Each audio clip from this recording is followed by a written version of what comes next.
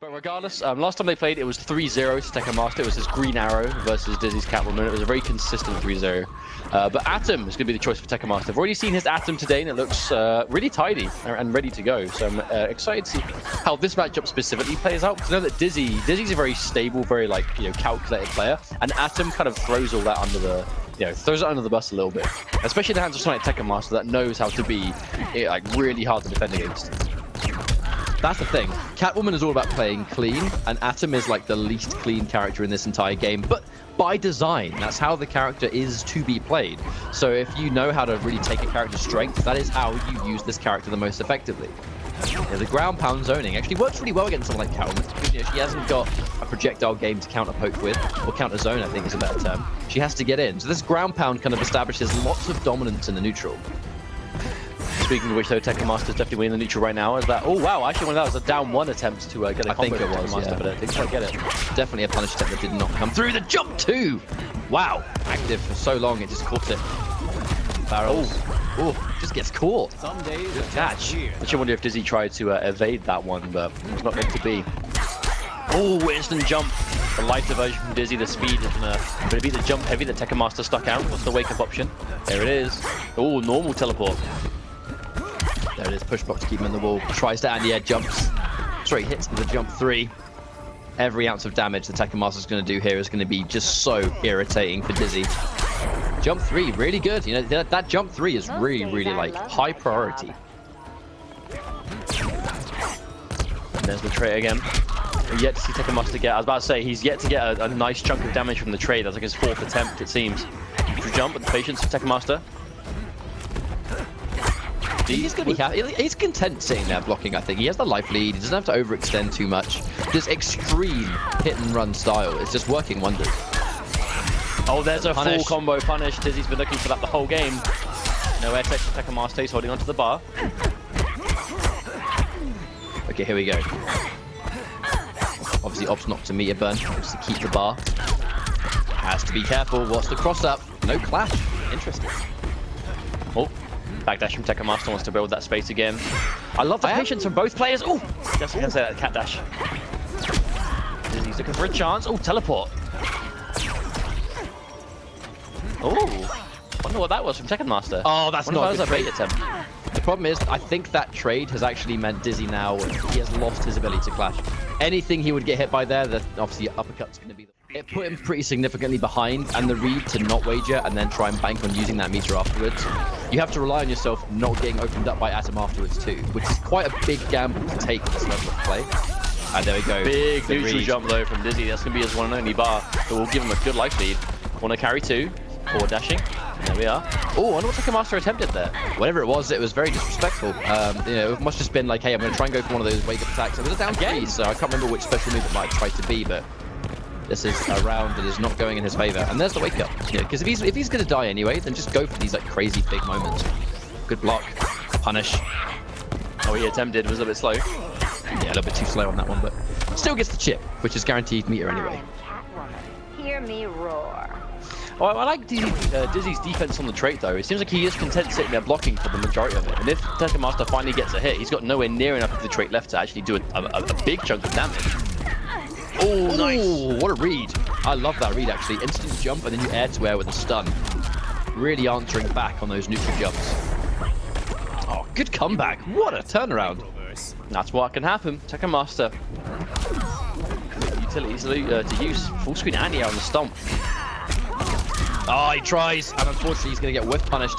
Is that going to cost him bar? No, he opts to save it. Take a huge amount of damage. That's why I opted to save it, but that was such a good call from Tekken Master. Going for the ground spells, with the ground, God, what would you even call that?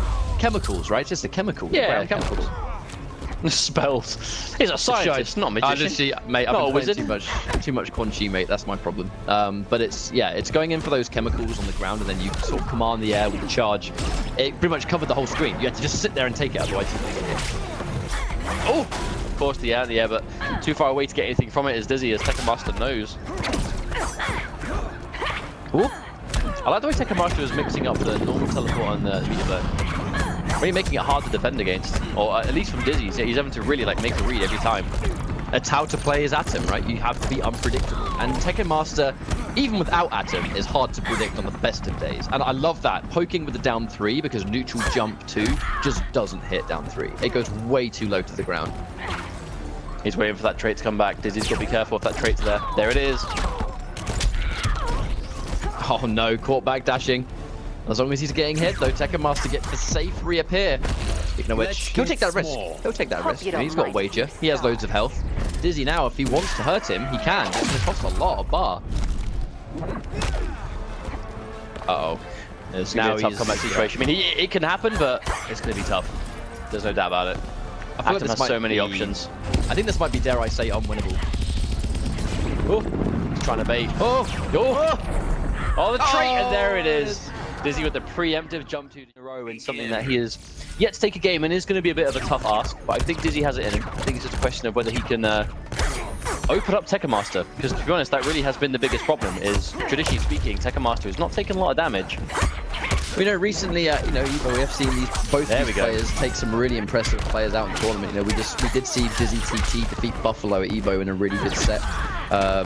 Took games off Rewind as well. It's just a matter of when you're against specific characters and specific players, I feel like the likes of Tekken Master using an absolute top-tier character is something Dizzy is yet to encounter. Not saying that Tekken Master is better than the competition and vice versa. They're all super, super good players, but I feel like Tekken Master with someone like Atom is a different beast, and you have to get experience by just playing it, Well, I think it's a great pick for Tekken Master, because he's always like characters that really enforce their playstyle on you no matter what. And I feel like Atom is like the epitome of that. Especially when you are good enough to play certain matchups in a certain way, Although that will be the first life bar for Dizzy in a turnaround. Like Dizzy, he's been taking the time between games. You can tell he's thinking about it. But of course, Tekken Master, he's the kind of guy that knows what the counter pick game is. So even if he loses this game, which he might not, this could be a 3-0 unless Dizzy can make some good reads like that. Tekken Master can always go, okay, right, well, who can I just counter pick Catwoman with a single game, like one match? Who can I win with one game? And he's gonna have that opportunity. I'm sure that Tekken Master actually plays a character that does really, really well versus Catwoman, and now he's 2 games up. He gets that final counter pick. That's his reward for taking the first game. That's always his goal, I think, is he picks a really, really efficient character to start with.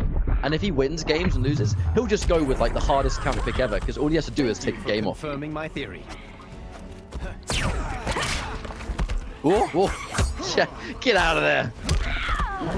Oh, that down 3. No profiling again, the challenge. Oh, I like the anti-air into a full combo for Tekken Master. One of the first just raw jump-ins we've seen Dizzy go for. Oh, but there is the immediate interrupt. You don't look and that so clash, big to Dizzy. me. Surely he spends both here to stop the health regeneration. I feel like at this stage, it is probably worth it. Because, Catwoman gets those meterless buttons. She doesn't have to spend bar to kill you, by all means. However, I love the instant trait. Tekken Master knows Dizzy doesn't have any meter to push block with. Right now, it's dangerous. It can still totally win. Oh, that's a big jump in from Dizzy. Now, we were saying before, If I've ever seen one. visible physical thinking emoji. The gif of the one that rotates and it has the endless face. Oh, that was a cool anti-air right there. But now he immediately has the advantage. He can play this runaway game, recovers quick enough. Actually, surprised to see him challenge. He's still going to get a decent chunk of damage. And then Green Arrow has those mix-ups, right? It's which wake-up attack am I going to go for? Similar to like a Starfire. Oh, he misses the last hit. I like the Savage Blast attempt from Tekken Master. This is the problem. Now Tekken Master has all that screen space behind him.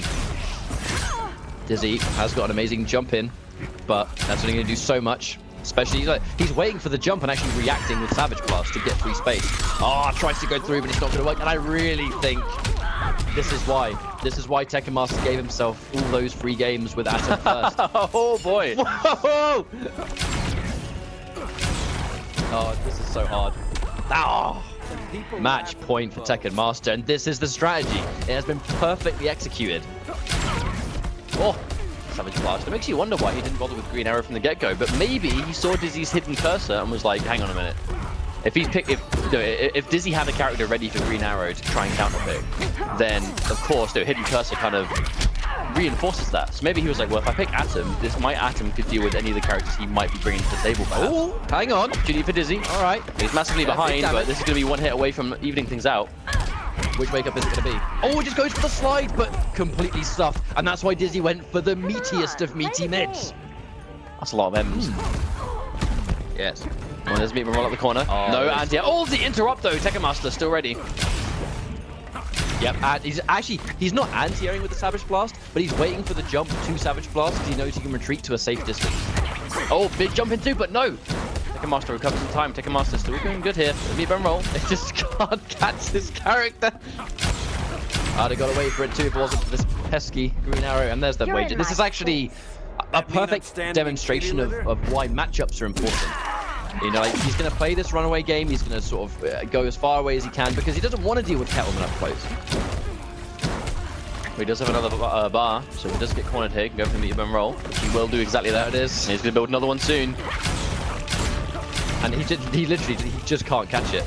And it just cannot catch. The second you block any of these arrows too, the meter build for green arrow is insane. He's built another bar. And as well, Tekken Master is noticing that Dizzy doesn't have any meter, so he's being even more reckless with it because he knows if Cat Dash hits, who cares?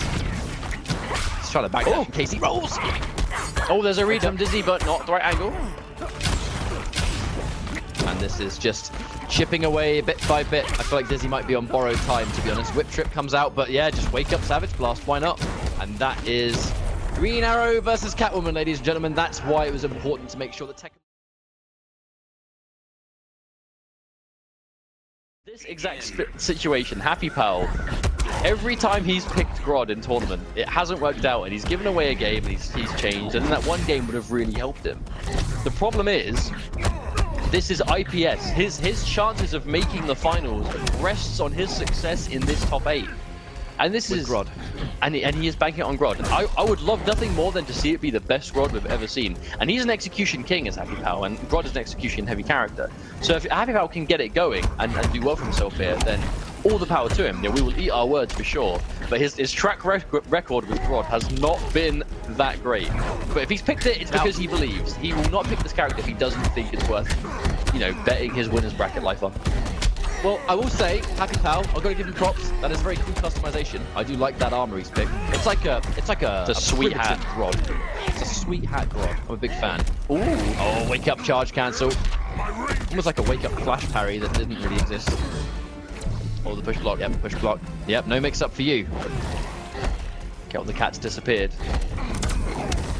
Oh. Also, to be fair, these guys obviously play casuals all the time. I wonder if his Grodd is really successful versus Mantis in casuals. In the same way, you almost question Biohazard going cheater versus Hayate. Then it turns out when they play in casuals, it's actually Bio's cheater that does best. So he picks it. I wonder if that's the same thing here with Happy. Maybe. Regardless, that's going to be the first life bar for Mantis anyway. I mean, I think you're onto something though. I think that's true. Like, perhaps they just... His Grodd does better in casuals than the Flash does. I know the Atrocitus Flash is not an amazing matchup. I know the Breath really makes the Flash, has historically made the Flash struggle in the past. So perhaps HappyPow just doesn't want to play the matchup. And he thinks Grodd is better for it. Try to whiff punish with punch flow and just walks into the... Was that a 2-on-2, I think, that string? I can't remember. 2-2-3. That backhand. Yeah, that big old backhand. Roll puddle. Really trying to bait. Here we go. I will say, this is a lot cleaner of Grodd than we've seen from HappyPow before. I wonder if he feels more confident using Grodd against people that he's played with before. Using Grodd versus people the first time, if they challenge things in a way he's not familiar with. Oh, drops the cancel. No punish from Mantis, though. That's the crazy thing about the Stampede cancels. They are punishable on block if you mess it up. But it's a big punish, yeah. Even Atrocitus, he can go for the punch float just to make sure it's a punish. But, you know, I have no doubt some of his standing normals will reach. It might just be a bit of a tight punish. Oh, yeah, we are now a meter burn back 3 into a meter burn back 3 away from this game being over. No confirm from HappyPow, just does the 2-2-3 by itself. Now, there's actually going to be a really important choice from HappyPow. If he chooses to deny health back from Irishmantis, he's going to have no bar to do damage. And Grodd without bar can't do too much. Unless he obviously just gets that raw jump 3 into a back 2, but how likely is that to happen here? Alright. Oh, the whip! Expel the read, expected an interrupt, and Mantis not biting. Here we go. That was interesting. Of course, every time it's tense. Oh, there we go, the air-to-air. I'll give him a chance. We can see the back 2. Back 2 vortex. No, he didn't get the cancel. Nope, I think it's because he wanted the restand. No, but you can go back 2 cancel to jump 3 and it's a legit 50. Uh-oh, the punish! He's going to win the game on this. Oh, big boy punch. HappyPow. He could have gone... Setups do I go for? You know, there's so many different things he can go for, but against people he's never fought, he has a high chance of just being hit by things he's not expecting. But he knows how respectful Mantis is. Ooh. That's the problem, right? If you show too much respect against Grodd, you just want to sit there and block, you are going to eventually suffer for it. But there it is, using Dexstar. Dex is going to be gone. Uses the last hit for the restand. Yeah, and because Grodd's a big body, that restand can guarantee every single time. Against smaller characters, sometimes it doesn't work, but Grodd is not going to have that luxury of being able to get around it. Down one back to back, knowing that Grodd's too far away, he doesn't punish that. We should get guaranteed Dexstar again. Thing is, it looks like Grodd's behind. 1 meter burn back 3, and this life is even. Yeah, that's the thing. He is a true just snowball character, right? Grodd is, if he gets one big hit and into a launch into a restand, he can take a life bar, especially if he's got trait ready to go. Well, the thing about this matchup as well is that Mantis will know it. You know, he's actually fought exhibition matches against Omega K quite regularly. That was so sick. He's played against Omega K's Grodd quite regularly in exhibitions, so it's not going to be a matchup, you know, he's unfamiliar with. Oh, wow, catching him running in. Oh, another drop from Mantis, though. Oh, no. Bets everything on that down one, but doesn't work out. Catches the stampede, but, yeah, there's the gap interruption. Speaking of which, though, I'd really like to see Mantis start to interrupt the gap in Grodd's 1-1-2. It's got a huge gap in the middle of it that you really should be able to punish him for. I love that combo from Mantis, by the way. Where he guarantees the Siphon mid-combo and still finishes things with the back 2-3. That's clean. Everyone rolls away from the corner. Going to be left without options against Grodd. There we go. Late anti. So good! The up breath is so far. So good. Oh, the combo! The cat pan. And there is the read on push block. Instantly into to be a very difficult matchup. Just because of the breath. You know, Flash really didn't have any way to get past the breath in any way. Obviously, we don't see the matchup too often nowadays. Obviously, both characters have developed quite considerably from year 1 to now. And now with the Dexstar, guarantees so much of this from Atrocitus. Siphon. The Siphon alone, look at how much damage is actually drained from HappyPow right there. Okay, knocked down. Oh, that slide. HappyPow's connecting so many of them today. Hit confirm into the puddle. He's been very brave with that slide today. But his game sense on when to go for it has been, it's been on the money. Oh, sniped. Oh, Dexstar is the fastest shooter in the West. I feel like HappyPow, he's kind of like played massively into Mantis' hands in this game. He can't convert because he looks like he's a bit too far away. Meter burn plus frames. Hard to backdash that when you're in the corner. So what? He forced the trade! The down 2. Mantis not afraid to anti-air. And he gets the combo anyway. Wow. And he keeps HappyPow cornered. I wonder if it was actually kind of anticipated him to maybe put himself there, but it wasn't meant to be. Breath 2. I can see HappyPow. He's trying to get... If he can get the trade on that, he is going to get the a full combo. That's what he's fishing for. Oh, and there we go. Matt is expecting it again. HappyPow not going to be... Oh, no, another drop. Oh, no. Turn it into a wonky combos setup. Look so oddly specific sometimes. Like, you really have to be in the right moment, at the right height, at the right time, and to be 100% consistent with the flash looks really tricky. You know, the best in the business. Honeybee's had a hard time with flash combos before. HappyPow's had a hard time, but when they become online and they land everything, it looks like they are unbeatable. And again, HappyPow really wants that trade. See, HappyPow just really wanted to chip Mantis down. Any damage Mantis can do here is going to be good. Oh! No air tech. You see, whenever Mantis goes in for that instant jump 3, he's baiting the air tech. Because even if you don't air tech, it's still good damage. Right, here we go. See if it's going to be enough, but I really feel like that's going to be like the start for them. Is whenever Mantis goes for those big reads, HappyPow doesn't really bite. And I think that's because they play so often and they know so much about how each other plays. Oh. What are we looking for here? HappyPow being so respectful. I mean, this is really just them taking it in turns in the neutral. It's like, I'm going to do a string, and then you'll do a string, and I'm going to do a string. Oh, there it is. There's the anti-air. Mantis looking for it. The second the cat is out, you see the options just explode. That's full quarter carry 2. This is good for Mantis. That's Siphon. Oh! Doesn't get the down one into lift. Oh my god! That's it. Trip guard into death. Mantis now 1 game away, and he is going to be winners. Seeing him go Batman, I have no doubt this is equally as ready. You would hope it is, or hovered over Batman for so long. I wonder if this is going to be somewhat of a desperation move. I've never really seen his Batman. I hope it's going to be ready for this matchup, because it's not only that, it's the fact that he needs to win 3 straight games as Batman now. And even if he manages to get this first game against Mantis, the room for adaptability is just in Mantis' favor. Well, that's always the danger when you make a final change in the 3rd game, right? Especially against someone that's like a specialist. This is, I would say it's safe to say that Irishmantis is probably the best Atrocitus in the business right now. You know, he's stuck with the character for a long time. His optimization is there. His results are looking pretty impressive. So if you're picking a Batman here, it's can my Batman take 3 games off of the best Atrocitus player around? And right now, Irishmantis is making it look like that's going to be difficult to ask for, at least. As it is someone like him that will respect those plus frames, that is not going to press buttons at weird times. He knows when it's his turn. Oh, but there we go. Stands up. Oh, attempted cross-up for the delay wake-up. Tries to go for that classic cross-up, but doesn't work out. That delay kind of covering his bases a little bit. Now, he's actually doing a really good job of fighting back here. Does he go for the back call?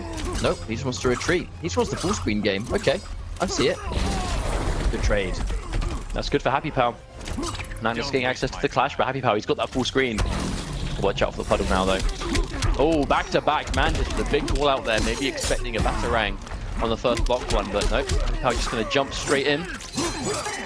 Okay, so this pick to Batman has actually looked pretty truthful, to be honest with you. It seems calculated. Like, I was worried at first that this was a desperation pick, but clearly I think he's just going to be confident in this matchup. No, desperation is not the word. Like, you're not going to be desperate at this point and win a side top 8. Like, especially HappyPow, when you play as often as these guys do, desperate isn't going to come into it, I think. It's going to be characters they've played against each other, or things that HappyPow might be saving up his sleeve. Like, for example, this kind of surprise Batman pick. Still though. Oh, good turnaround for HappyPow. Mantis doesn't have a flash either, so this will all be good damage. So it's very hard to air tech Batman, especially near the corner. That was a back 2-3, but doesn't matter. He still has presence. Oh, look at the meter that Mantis has. He can actually still win this, because he's got Dexter, he's got loads of meter. It's just weird the shield not come out there. I feel like he just got chewed up like right as he called it. It looked like it didn't exist, but it probably did just to get destroyed. I must say, this is a very different style of Atrocitus that we're seeing from Mantis in this game. A lot of down ones back to back, a lot of down ones on block into puddle like non-stop. He's done like 4 of them in a row. Not used to seeing that from Mantis. I wonder if he's just trying to catch out HappyPow. Maybe that's it, right? If it's unexpected, not the kind of thing Mantis would do, maybe that's why he's doing it. I kind of wonder how much of this matchup they've actually played together. Because maybe he's literally just trying to get... Oh, there we go! Wait a minute. No way. Oh. Oh my god. Oh, there it is! He bet it all! He bet it all! He bet it all on the puddle. And that is... Begin. Here we go. Now, this actually is very important. Now you've only got 1 game to work with. With a change to Batman, clearly this is worthwhile. Like, I was really nervous at first, but obviously he's got an understanding of how to approach. He's got really good buttons for being aggressive. Batman has wonderful options to stop, Atrocitus from essentially summoning trait full screen for free. And great punishes. The second Mantis takes a risk, it's not, oh, I'm going to go for a puddle or go for a big mix-up because he needs meter to hurt me. Batman can do damage anywhere on screen. Okay, well, there's the corner position for Irish now. That's what he's going to want, but there it is, the back call. HappyPow. Full combo coming through. No bar spent here, just wants the knockdown. Into plus frames. Mantis disrespecting with a down 1. There's the next up, and HappyPow. And he goes in. No air tech either. He so rarely takes a risk. Oh, yeah, tech's at a horrendous time. I wonder if that's actually going to come back to bite him. Alright, keep it going. Oh, there it is, sniped. God. There's no hope for you. I mean, they just waited for release versus release. Mantis waited for the back call so he could summon Dexter. And now there's a match point for Mantis. Not a good place for HappyPow to get caught. Oh, the parry, he calls it out. Double jumping heavy back to back. Mantis really calling out that parry. Yeah, Siphon. Oh, but it is. I love it. The first time we've seen HappyPow go for that meter burn back 3 after seeing the Siphon. Immediate recognizing. And there it is. Reverse. Match point again. Both players 1 life bar away from moving on to Winners Finals to fight Tekken Master. This is as close as we expected it. It always goes back and forth for these guys. It's insane. Oof. Tries to whip. Oh my god, whiff versus whiff versus whiff punish. That was an interesting sequence. Blocking overhead, knowing the man is unlikely to take the risk. Now he's got Dexstar. This could be the winning sequence we're looking at right here. Maybe. That's going to keep going. Plugs the gap. Oh, the drone, but he blocks it. Oh, this is so tough, HappyPow. He's got one bar, but our man He cracks him open! As well. He's cracked him open, Mustard. I wonder if this is enough. There's the half moon. Restand. Right, No vortex. mix up. Just wants to get the pressure. Plus. Mix up, but wonderfully blocked by Manus. He gives them the cat. I think that was supposed to be a meter burn forward 3. I think the fact he didn't get meter burn is going to be a death sentence. I think that's game over. And Manus lands the back 3 to finish the job. You still don't want to see his name on that leaderboard, and especially as a player that's put in the grind as much as him. But of course, Shark Teeth is doing really well for himself this year anyway, and of course he's going to want to advance over Durpey. But Durpey, I think this is going to be one of the potentially could be one of the most entertaining matches of this top 8. Absolutely. It's going to be quite a wild match, I think. I know, they both play really clean, but Supergirl, like Shark Teeth Supergirl is just so consistently high level, and that was a wonderful reaction on the interaction. I think it was half prediction as well, kind of knowing he's going to go for it, and the second he saw it popped, he was instantly ready to pull the trigger on that teleport. Here comes Robin. Damage. Yep, damage boys coming through. There's a setup. Oh, chasing down the backdash, but no, tries to back one, but only gets a standing one. Oh! There's the patience. Catch the anti-air, clean stuff, knocked down as well. And now, the patience. Durpey will know this matchup. I believe he used to play against Xoro from the UK all the time. He played mostly Supergirl back before he stopped playing. There we go. Oh wow, actually surprised to see the meter burn connection so far away.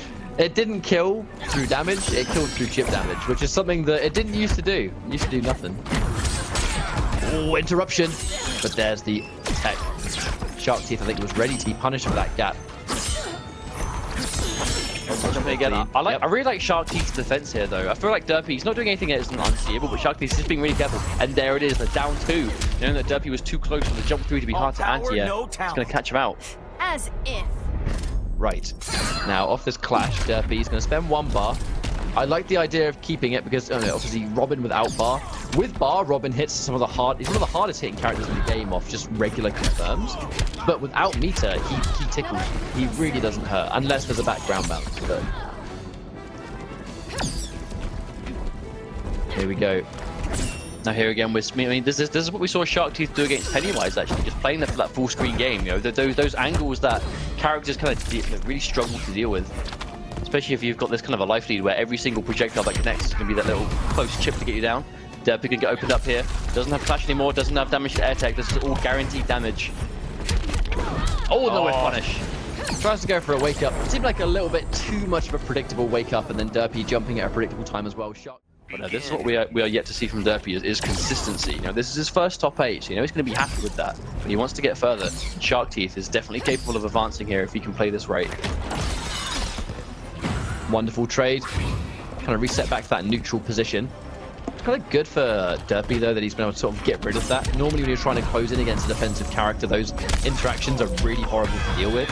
But speaking of interactions, Supergirl with a background bounce, her damage just explodes. It really does. She benefited from a background bounce before, but now she got more damage in, the buffs that happened a long time ago.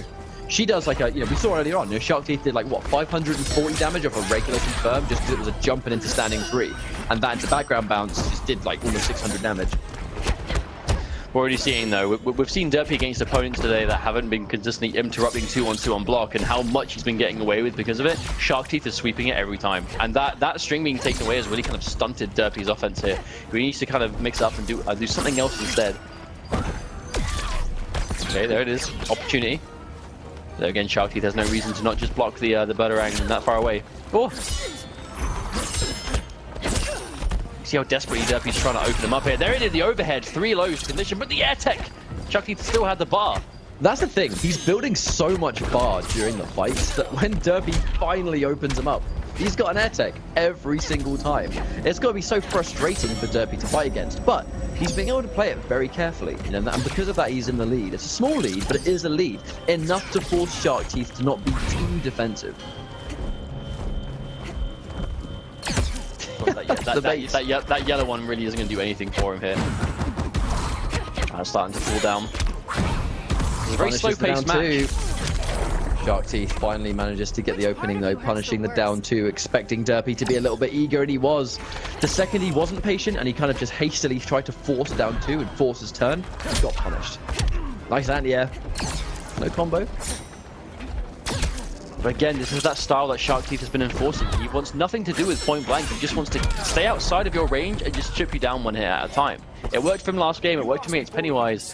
Whether it worked here, I guess we'll see. Durpey isn't that far behind. The biggest change here is the distance. Obviously, from here, Robin can't really do as much. So as long as Shark Teeth has trait, Durpey can't really throw his batarang instead. Oh, wow. Big jump in there. That's going to be an immediate clash from Durpey. I presume that Durpey's going to spend 1. Shark Teeth probably won't spend anything here. No reason to deny health back at that point, especially when you only have the 1 bar. Yeah, you just reset it back to neutral. Supergirl kind of needs that bar. And now if Shark Teeth after the clash opens up Durpey, he's going to do significantly more damage. And now he's actually trying to whiff bar. Whiffing specials to get the air tech. That's going to be really important. Gets the deep jump in, and here comes the damage. This is why Supergirl really likes having background bounces. Because that's such a basic BMB, but it just hurts so good. Plus frames again, Shark Teeth respecting them. Shark Teeth just content to block, because Robin, he's the kind of character that, I mean, he's got plus frames, but they only last for so long. Eventually you're going to block and he's going to get out. Durpey's not really mixing up the throws yet because he can't really afford to. And that's going to be another game. Shark Teeth 2. Indeed, but that's what it is though. It's when Shark Teeth can play well. You know, we know Shark Teeth is capable of it, and very rarely does he get completely annihilated. You know, he always seems to hold his own. It's just, I feel like he just has trouble dealing with like the best of the best caliber players. But against everyone else, he seems to be absolutely fine. It's just when he really fights some of those like top dogs, that's where he starts to struggle. We saw a float cancel there into a guaranteed jump in. You got to watch out for that one. It can be so, I think, tasty to try and fight that. Block a jump in, press a button, and then you get hit by a last minute double overhead. It's like, ah, damn. Oh, Shark Teeth was definitely expecting the meter burn there. Durpey didn't have the bar to do so. So he'll take the minus frames and just go for a grab. Shark Teeth on the verge of what's basically a perfect. Everything he's been hit by right now is just chip damage. Oh my lord. That cross up though, wow. Shark Teeth looking really good to eliminate Durpey here and move on and lose a side. And we'll see if it's going to be enough to work. Nice jump in 1. Supergirl's jump in 1, active for so long. A wonderful anti-air when you use it instantly.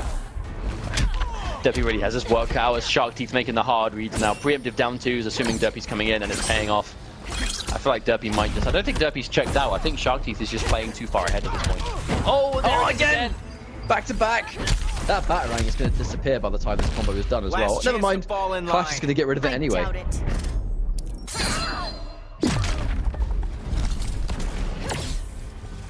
Oh, dearie me.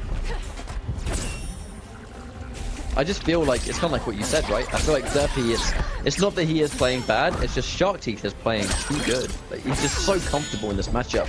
Like the reactionary block, you know, the low sweep or the down 1. You can block low and stand up on reaction to overhead. You know, that is something that you can do at high level. And Shark Teeth, he's played this matchup so much. I think Durpey might have even got hit by that if the jump in actually came out. We are seeing so many of those like last minute cross-ups there. I find that really is where a lot of Shark Teeth's damage is coming from. It's just those really well-spaced jump-ins, the very ambiguous last minute cross-ups, and Durpey's consistently not being able to deal with it. There's a combo here. Gets the forward 3. Has to make this one count. Oh no! Jumps right in. Oh! Well, he took the life bar, but how difficult is it going to be to avoid this much chip damage from Supergirl for an entire life bar? Impossible. Literally not possible.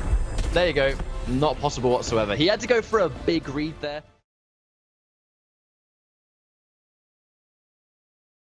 Right now. I think we're just going to have to wait and see.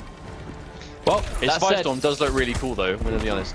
He is going up against Vladee7R, and Vladee, again, for those that don't know, we talked about him earlier on, during the Injustice 2 beta days, he had the most hours logged and the most games played. This guy played a lot of Injustice, and he was quite a big player in the CIS region during last year, and he's been Batman the entire time. There were 2 Batmans from CIS, it's Ed Napier and it's Vladee7R. I'm glad to see Vladee still playing and still looking really strong, but Orp, I feel like he's hungry today. He really wants to show everyone what he's made of. And he's having a fantastic start. Well, he was 3-0 over K-Top to qualify for this point, so you know he's going to be feeling himself. And there it is. There it is. And if you play Firestorm since day one, and now Firestorm is as good as he is, you're going to be a pretty dangerous player. There you are, Ed Nappy. I see you in the chat. Welcome, man. Haven't seen your Batman in forever, but it's good to see you. Oh, there's a restand. I see Vladee really favors just taking the plus frames off of that. Oh, tries to challenge with a down one. He's going to pay for that one. It was a whole life bar, but it's slipping away from him right now. And I feel like it's slipping away because Orp is being really disrespectful on defense, and he's paying for it. All he really needs to do is just have basically like the solid defense of understanding, you know, 4-3 plus on block, can't really challenge. Oh, I like that. And it was the disrespect he's shown that now allowed Vladee to basically make a full life comeback. Well, he was able to at least trailblaze his way out of the corner. He was able to build himself the space again. Of course, Vladee making a whole life comeback to kind of even things out is pretty incredible, considering the start. But tries to go for a bad air tech. Now he's cornered again, and again he's just trying to desperately get out of the corner. Manages to this time. Oh no, he meter burns, but the bat trades, so he loses the bar for no accomplishment, and he dashes himself into the corner. I'm not sure I like that decision at all. Well, he's going to use his only bar to get out though with the armor, so he's going to have to spend resources, but he can safely get away. He has level 3 trait, but he's going to get the chance to use it. Tries to wake up with the starfish again, but no, it doesn't work. It's not a real wake up. Okay, has to watch out. Plus frames. Again, no opening to go for level 3 trait. Ooh. Oh no! I think it's pad. I think it's pad. No, no way. What did he do? He just stood there and did nothing. What? Professor, don't bet on it. I don't know what that was, but he happened? started moving too fast for it to be a pad disconnect. No, did he drop his pad? Oh, that was a messed up 5-ball. What did he do? What? Yes, indeed. So that was a really strong early game from Orp. You know, he got that first life bar basically unscathed. The biggest problem Orp is having is when he's put on the defense, or forced on the defense, I think is a bit more accurate. He just seems to refuse to respect what he has to respect, and that is really holding him back right now. And that's kind of the problem. His offense is fantastic, and obviously his set play and the Firestorm shenanigans, he's really good at enforcing them. It's like you said, the second you have to defend, it's something that I think he's quite uncomfortable doing. And against someone like Vladee, it's going to eat you alive. Good block on the front. Tries to go for the reset. Nice, punish, but no bar. Didn't have the bar. Yeah, didn't have the bar to get the full combo though. Okay, what's happening here? I wonder. Defensive game. I wonder if Orp is... Are those standing jabs, like, are they fake fireballs, or is he mistiming the input? They might be fake. I think they might be fake. They might be fake fireballs to get Vladee to jump or try and answer back. Perhaps. Maybe the kind of thing he would do here. Oh, Molten Trap, he's not committing too much. Oh, very active, tripping him up. Oh. Challenges it again. I know they did nerf the starfish, right? It's not as fast as it used to be. Right, there's the restand. Reset. Wonderful block on the cross-up. Oh, and he can't block another one. But Vladee didn't commit. I wonder if that was he tried to confirm. All right, we have the tractionable. Another drop. That's really unfortunate for poor old Orp, who's had multiple times to win the round. Well, Vladee tried to go for some double jump shenanigans at the end to survive, but Orp still managed to get that final hit. I see Vladee try to make himself as slippery as he can. I was about to say, tricky. Orp was yet to go for one of his level 3s. And he's trying to get... I like this. He kept that whole sequence, everything was unclashable, because if he went for a combo off of any of those hits, Vladee would have just clashed, won the clash guaranteed, and got him out of trade. I really like that decision from Orp there. It was pretty much an entirely unclashable comeback. That was the plan. And now Vladee's at the health. That one Molten Trap, if he can meat burn it, he can get the bar, is to be curtains for Vladee. God, this was... I gotta say, this was really well played. I'm a big fan of how Orp has actually approached this. But now he has to, he has to block again. Now he has to block again, and he's gonna get vortexed. You have to guess right. You have to guess right. Watch out. Oh, no! We got him, Professor! Oh, there's actually a great situation for Orp, because Vladee's trait is going to reset to not being ready, and Orp's going to have the distance for fireballs, and at Vladee's health, fireballs, he's level 3. Oh, he's going to get health back though, he is regenerating a little bit. Oh, the starfish! 1-1.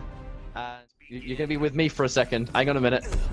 No, they're playing. No, they're playing. Now No one's given them a note to stop, so you guys are stuck with me, and we'll just have to do it as is. So, with this in mind, they can invite Mustard behind the scenes, and you're going to be with me for this game. Right now, though, I feel like Atlantis, it's a really interesting matchup if it's nimble characters. I feel like Batman's going to get so much utility against Firestorm because of how much, pretty much, he has free reign to move around and really kind of get on that full screen game. Going in for the trait call. Now the push block being used. It's a lot of resources for Orp though. He's only got 1 bar left of which he spends, but because he spent it, he's got nothing to go in for the Molten Trap, which kind of allows Vladee to keep the lead. This is a difficult situation to be in. When you have to spend bar on your damage, he has been able to do it. That should be down 2 into level 3. Now we are going to get a mix-up. Oh, wonderful block on the cross-up, and again ready for the punish. How many times today have we seen Vladee dedicate to an option and be ready for the punish? If he knows he has to guess, he is just dedicated to the guess and he's ready for the follow-up. It's something that a lot of players I think should start doing rather than kind of almost going, oh wow, I blocked it, and not actually punishing it, you know? That's one thing Vladee does super well. Tagged by a trap, but again, cannot meet a burn. Catches a jump in, no warp. Fighting back. Really going for back-to-back Starfish, but just out of range every time. Vladee going into the back call. Or must have been so confident we were going to see a low slide there. That is a true 50-50, and here comes the up toss into more mix-ups. Staggers it into a guaranteed back call. Another full combo. Watch out for the jumps. Oh my word. Relentless. Within those molten traps as well. Not as active as they used to be either. Wonderful read and the unclashable back 3.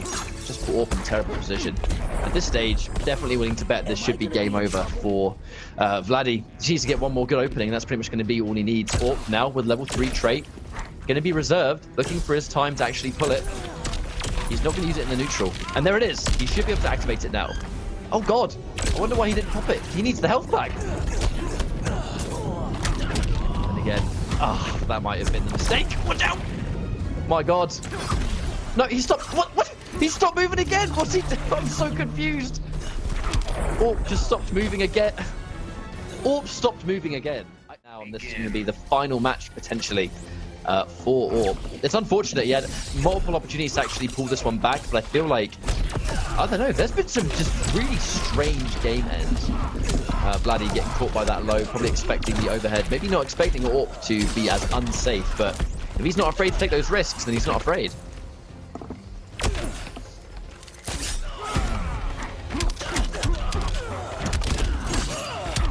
Okay, he's opened them up. Definitely evening things back. Ooh, the Injustice 1 combo says hello. Oh, that was such a sick anti-air, but he drops the combo. It's always unfortunate when they do something sick, but then drop the follow-up. Could be an amazing moment. There's the back 3 again. Vladee just needs one more life bar, and he's going to be taking out Orp 3-1, I believe. Hey, raw grapple definitely works. It's a wonderful answer, because if they're going to go for like a projectile, or you catch them on the startup of something right as you've gone for it, the reward is majorly in your favor. If you go for a grapple and then you land it, you get a guaranteed vortex. Alright, he gets a guaranteed knockdown. Wants to keep this pressure on just so he can pop the back call. Needs it. And I feel like at this point, I'm kind of worried. Yeah, I'm kind of worried for Orp here. I think he's had some real moments of greatness, but fundamentally, like Vladee, he's so in tune with Batman that every time he lands a hit, it's all about conversions. The best Batman players can convert into such huge damage, and now into Vortex and setup. We didn't see the Vortex last year, but we saw it by the end, and definitely during this year. That's like the new age of Batman in Injustice 2, is left to right Vortex mix-up. And Vladee, it makes sense that he goes for that kind of stuff, because why not? It's his best strength. Finally catches a whiff punish. Not a lot of meter. That's the danger, isn't it? Level 3 trait, or not going for the trait unless he can guarantee it off a hit, though. He really wants to try and use it in his setup. But I just don't feel like Vladee's giving him the opening to do it. Having to use his only bar of meter, which means, yeah, having to pop that trait, because if he doesn't now, he's probably never going to get the chance to again. Catches the launching overhead. No wager from Vladee. I think if he gets opened up now, though, he's probably going to pop it. Or lands in front again. Here comes the pressure. Low molten trap. Dedicating for just the raw overhead and low at this point. Oh, and he dedicates! Vladee with the punish! Staying so true to his reads, and I feel like this combo is not going to kill, but if he guesses wrong, it's going to be game over. Does finally block. The bear trap comes out, but this is a small lifeline. Goes in for down 1. Doesn't trade to down 2. Sometimes you see Batman players go for that. And he has to be rock solid on defense. rock solid. But the pressure is real, and he finally challenges the forward 3. But wait a minute, what? Oh, that down 1 could have been big.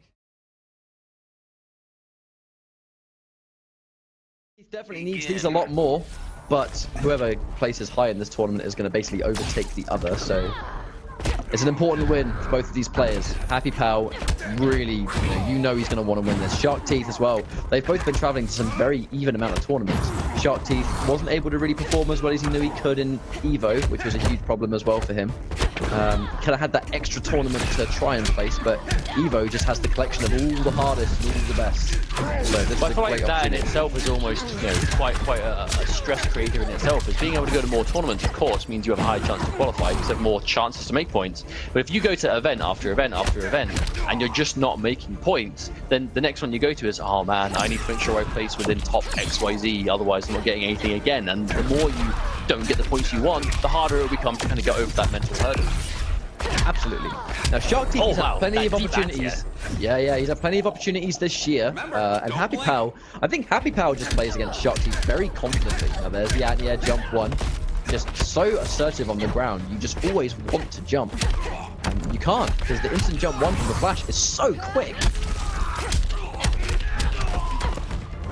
Oh, there's an opportunity for Shark Teeth to turn around. That last minute cross up again, but HappyPow's blocking it this time. Going to fall victim to the stuff that Shark Teeth has been opening up basically everyone with in this tournament today. Of course, this is one of the many times we've seen Shark Teeth. And there we go, Shark Teeth, he tries to down two in between, but cannot do so in the Speed Force setup.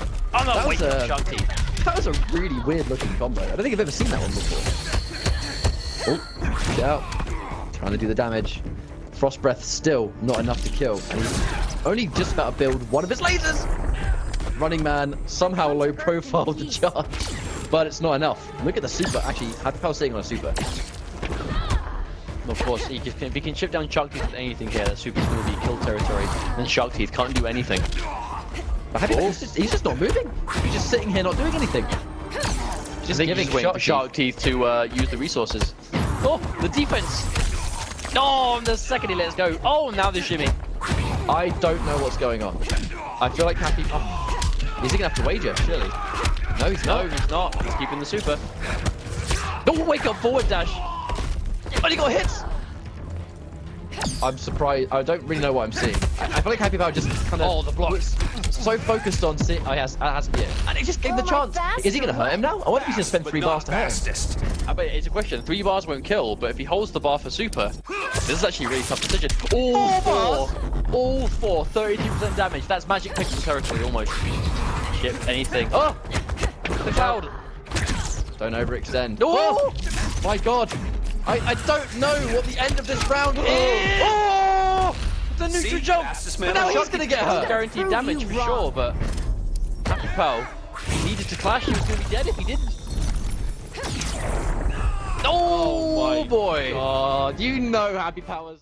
You can't make that stuff up, can you? I mean, at least HappyPow's player one side now. Oh yeah, we've got a quick set.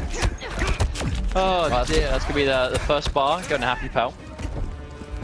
That actually wasn't like a jab. It's like genuine observation. But of course, HappyPow will be getting quite a lot of damage here. We have to remember that first game, HappyPow was in complete control of, and it just slipped away from him. And Shark Teeth was able to really claw it back. I think he was so greedy with his bar in the first game, he just froze up and let Shark Teeth just kill him for no reason. That's generally what I think happened. He just froze up. That was his win to take. And now it's time for him to correct that mistake, I suppose. Indeed, he has a huge life advantage at the very least, so he's done a good journey at correcting that error. But of course, it's going to be the first life bar gone to HappyPow, with pretty much unscathed, to be completely honest. Doesn't want to overextend, just kind of content letting Shark Teeth press buttons here.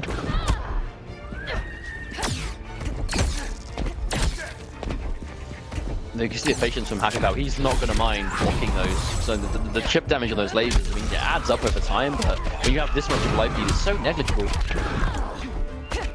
Alright, there's the setup. Lovely delay wake up. Excellent tech, actually. Oh, there we go. Challenges. Give me a background bounce. Obviously, like, because Supergirl's down 1 is slower now than it used to be, you can afford to disrespect in that situation a bit more. And of course, using all of the trait bar just to get the chip damage on Shark Teeth. Wonderful turnaround actually for Sharky. The trade! Wow, amazing stuff from Sharky there. Another good read on the low. Oh, gets the not close enough. Yeah, if he was in the corner, we would have seen the combo there. There it is again. Oh, expects the challenge. Cancels the running man, building a little bit of meter. Then let's end it, here and now. Now I'm a little bit concerned because HappyPow is nearing the left-hand side of the screen, and he's at this point in the stage very easily able to get 4 bars. And Sharky now doesn't even have a clash. Like there's nothing HappyPow has to be worried about here, aside from the trait, because Sharky doesn't have a lot of bar either. Oh, 2 throws back to back. What's the mix-up? Oh, the neutral jump from Sharky to try it again. And he just challenges it. Uh-oh. Gets clipped. This should be game, and this can do a lot of damage. He's dead. Surely he has to be dead. He doesn't opt to go for the lift. Oh, that's it. That's gonna be it. Yep. Chip damage. As soon as you saw Shark Teeth getting off the ground without a wake up, that was thinking it's gonna give him a better chance. Obviously, he gets a different it's a different game plan against the Flash to Catwoman. She's a lot more grounded. She's a lot more footsie oriented. It's a matchup I think HappyPow might be familiar with though, because I do think him and Dizzy play together a little bit on. I will say I'm not too sure about this pick. I feel like Supergirl is still the better choice for Shark Teeth. I feel like his Supergirl is better than his Catwoman. And I also feel like that matchup's a bit better than Catwoman Flash. I'm not saying Catwoman loses to Flash outright, but I feel like the way HappyPow plays, the way Shark Teeth's been playing to keep HappyPow out works way better with Supergirl than it does Catwoman. And I mean, the thing is as well, HappyPow has defeated insane Catwoman players. Like at Combo Breaker, I mean, correct me if I'm wrong, he defeated Samij, right, in tournament. I believe so.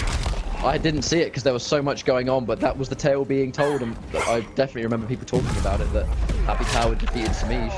Oh, that big whip. What? Oh. How is he drop that one? What is going on? He literally had like 5 times more time to confirm than usual. The slow-mo cat dash.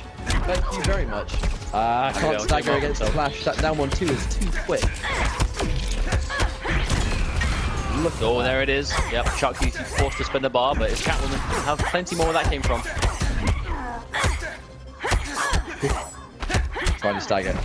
Risky. It's always risky to stagger against the Flash, because if he makes a good read and then you're minus, even if you're not unsafe, you are in 50-50 town. He's going to take your stagger and he's just going to enforce. And here comes more mix-ups from HappyPow. The Clash comes out from Shark Teeth. But this is a significantly better game, I think, than we have seen previously. And I agree with you. I'm not sure the Catwoman pick was the right call. I mean, you can understand. I mean, that's the point, right? He won the first game, so he has the counter picker's advantage. If this doesn't go well, he can go back if he wants to. But that being said, he still has an opportunity to still take this one. But it does depend on how he plays around this life bar. HappyPow, yeah, nice punish, of course. That was sick. But a HappyPow, he's got 4 bars, and Shark Teeth has no resources. That's the thing he's got to watch out for here. Spending a bar, HappyPow not interested in saving it for Super yet. If HappyPow was not saving Super on you anymore, I would be worried. Because then it's serious mode. Oh, the down 2 actually kind of altering the Flash's hitbox there, making him unjump-pinnable. Uh-oh. He's got him in the corner. He's got Super. This is HappyPow for crying out loud. Nope. He's walking back. He's walking back. He's looking for it. Oh, don't press the button. Oh, no. He's dead. He is so dead. Oh, the style combo. The finesse. Oh, that's what he does. He doesn't hold the super to do the super. He holds the super to make you think the super is coming no matter what you do. And that's when he runs up on 50-50s. HappyPow with the clean play. This is a horrendous match. This is not a good match at all. Now, that said, I've never seen Shark Teeth play this character ever. So I wonder if that's going to carry some weight. I wonder if this is going to be a matchup that's so bad you just only need limited experience to make it difficult, or whether Shark Teeth's limited experience with Dr. Fate is actually going to bite him and he's not going to be able to enforce the matchup being difficult. Oh, he has bet. I mean, he's bet the rest of the series on it at the very least, so he's going to have to be confident. And to be fair, HappyPow is currently 2-1 in his favor. If he wants, he can change character after this and go against Dr. Fate. Now, is it going to be enough? Ooh, that's actually almost like he was expecting the Mia burn roll, but wasn't ready for the down 1 afterwards. He has just put so much work to get in. Oh, the whip punish! How long you have to... That's like what everyone wishes the 4-2 was, like, slow by default. So you can whip punish it with everyone. Of course, HappyPow. Oh, the Buffalo coming through, the good block. HappyPow. Oh, the damage! Ooh. Joudt commits into the charge, and it's not going to be enough.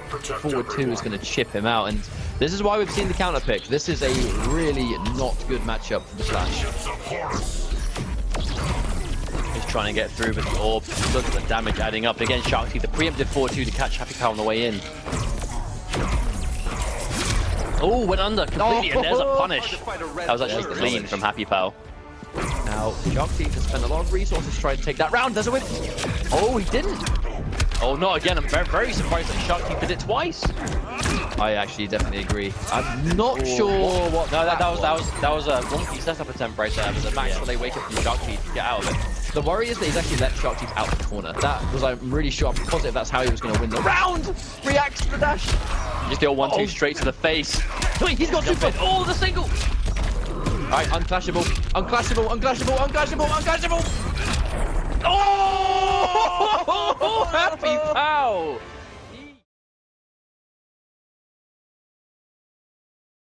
And contribute towards the players that are in the match. These guys know what's up. So this matchup's going to be very, very neutral heavy. You know, Batman's going to have the kind of distance in the defensive game, but I feel like Catwoman has a lot of buttons that can do pretty well against this character. That said, Batman does well versus Catwoman. You know, we've seen this matchup loads as is, but we did see Foxy at the end of last year put in a lot of surprising work actually with Batman during the E-League days, and that was kind of like one of the main characters alongside Deadshot that allowed him to secure that second place. Batman actually was the catalyst and the tool that helped him beat Samij, but this was the matchup that Dizzy helped Foxy train it. So this is a matchup he's more than familiar with. But at the same time, Vladdy, you know, there were Catwoman players a lot in Russia in year 1, and of course he's a very avid online player overall, and online is filled with Catwoman. But of course, perhaps not to the caliber of Dizzy all the time, but there's that standing cross up, the dirty stuff immediately coming out from Vladdy. I think we do have a good match on our hands for sure. There's that neutral control. But this is the knowledge. This is, I don't want Catwoman anywhere near me. Now, I wonder if Dizzy has ever played a Batman so aggressively focused on keeping him away. Because this is a matchup as well. Remember, Dizzy almost beat Forever King as CEO. It literally came down to the last hit. It came down to a bad read and a wake up from Dizzy, and Forever King was able to be able to clutch that one out. But that already was about a month or so ago. Dizzy's definitely not content to let that kind of thing happen again. Neutral jump into some pressure. Ooh, Vladdy getting hit by the last hit, but no commitment from Dizzy. Dizzy was definitely not expecting that to work.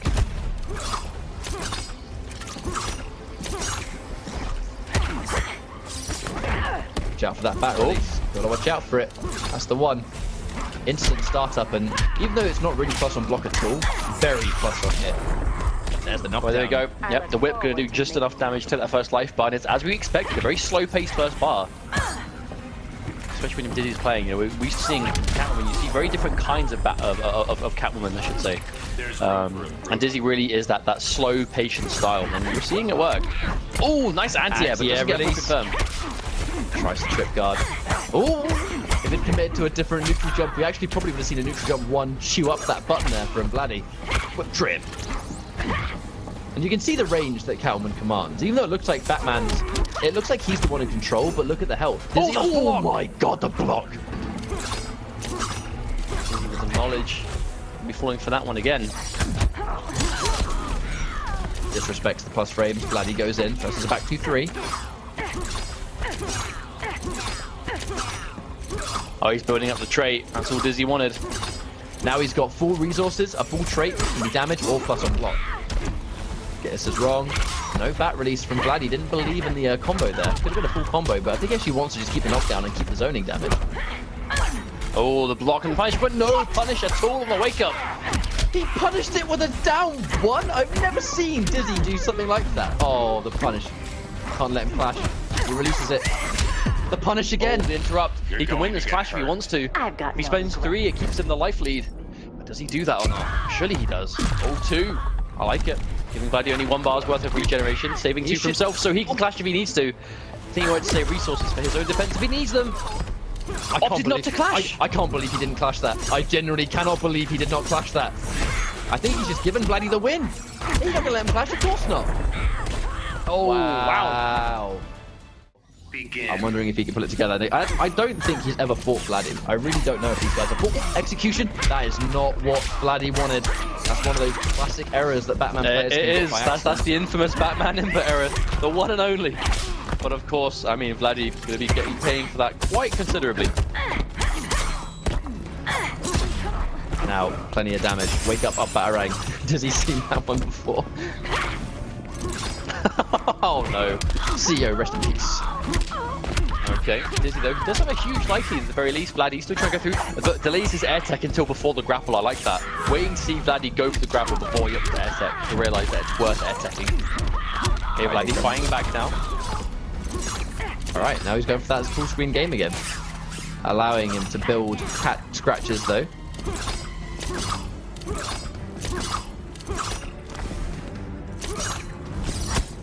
Super patient, Dizzy. Wonderful block on the cross-up, actually. He's got 4 scratches too, but there it is, the trait.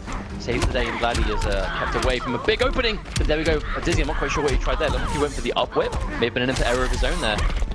And I love the patience, actually waiting for the combo open again. Wake up! The move that is worst enemy. The wake up that is not a wake up, but is absolutely definitely a wake up. Oh!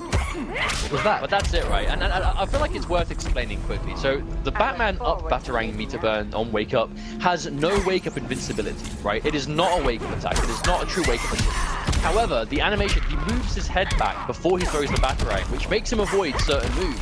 And because you meter burn it so quickly, it's plus on block and it launches on hit. And it has such a big hitbox, it actually does function quite well as a wake up. It's really bizarre, but it's such a useful tool for him to have. This is like one of those moves that it recovers so quickly, it recovers so quickly and it has a big hitbox on it that you can still do it. Goes over the wake up and it whiffs. But the second Vladdy gets that single bat, it just shuts down her up close game. She can't jump, she can't interrupt gaps. Like look, the second he's gone in for the jump now, Vladdy's going to release. But the patience, Dizzy waits for it. But now he's got the guaranteed escape. And now he has to chase him down all over again. He's building bar in the process. Vladdy doesn't have a lot of trait to work with. You can't punish him, he's got the bat, so you can instantly release. That's 4 bars for Dizzy. I don't think he's going to get the chance to spend it though. I think Vladdy's going to keep this super unclashable. I think he might not get the choice. Depends if he gets a good jump in. Dizzy doesn't commit. Oh, there it is. On that one. And now he's definitely going to hurt him. Dizzy is absolutely going to hurt Vladdy here. I wonder what he's going to do. 3 bars for 3? Surely. Should he just trade it out? No, Dizzy held on to 2 again. He did this last time and he didn't clash. Unfortunately though now. Oh, there it is! He should be dead. This should be dead, surely. 4-3. Finish the combo. Knock down some chip. Oh, wake up dash! Vladdy. Now, the thing is, I actually respect that. He's Foxy's student, and you can see why in the way he plays the game. So clean, so fundamentally based. Entirely built around how the opponent plays, not what the character can do, you know? It's not one of those autopilot things. He played against everyone so differently.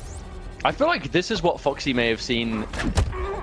The way Dizzy plays Catwoman is the way Foxy probably envisioned to play Catwoman initially. You know what I mean? When the game first came out. But Dizzy, of course, stuck with the character and has now far surpassed, you know, the Catwoman that Foxy had. And now that's down 2. That forward 3 cross-up on female characters it's so good. It really is. There's the anti-air. Clean anti-air. Gets the wrong grapple. Probably tries to go for the up one, but maybe a little bit too far away. That said, here comes the combo from Dizzy. Oh, and there it is. A lot of damage coming through Vladdy. Could be able to bring this one back, but he doesn't have a huge amount of life left on this first life bar. He's more than capable of taking it down. He does have 5 cat scratches as well. Oh! Tries to interrupt. Of course, those trait bats don't have a huge amount of blocks done on them. Alright, yeah.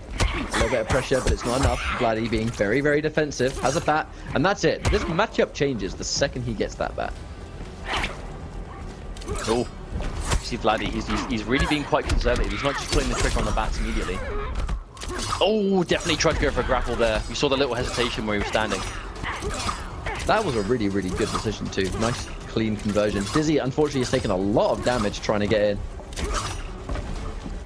It's tricky, because now if he tries, again, yeah, right there, he tries to whiff punish and he just eats it back. He's now going to have to spend minimum 3 bars. He has to get it back.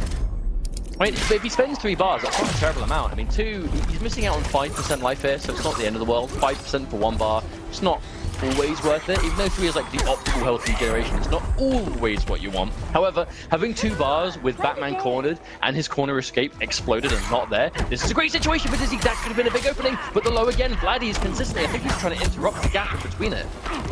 Well, if he's trying to open up gaps, he kind of runs a huge risk of just getting clipped here, and that's the last thing he wants. Convinced him to go for the low slide. Yeah, he went in for the 50-50 and it wasn't in his favor. Here comes the up toss into guaranteed pressure. There we go. This should be game. This has to be. He's so weak unless he makes a crazy comeback. But with the health left, I don't think he can do it now. Oh, right in the face.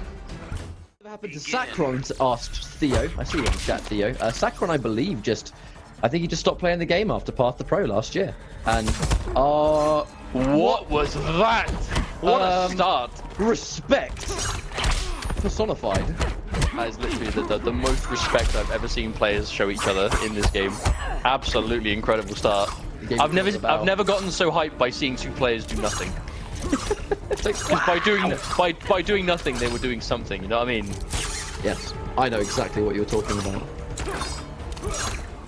After seeing Orp stand still earlier on and HappyPow standing still, I don't know what to believe anymore. What's going on here? Is it respect? Is it a faulty controller? Who knows? Oh no!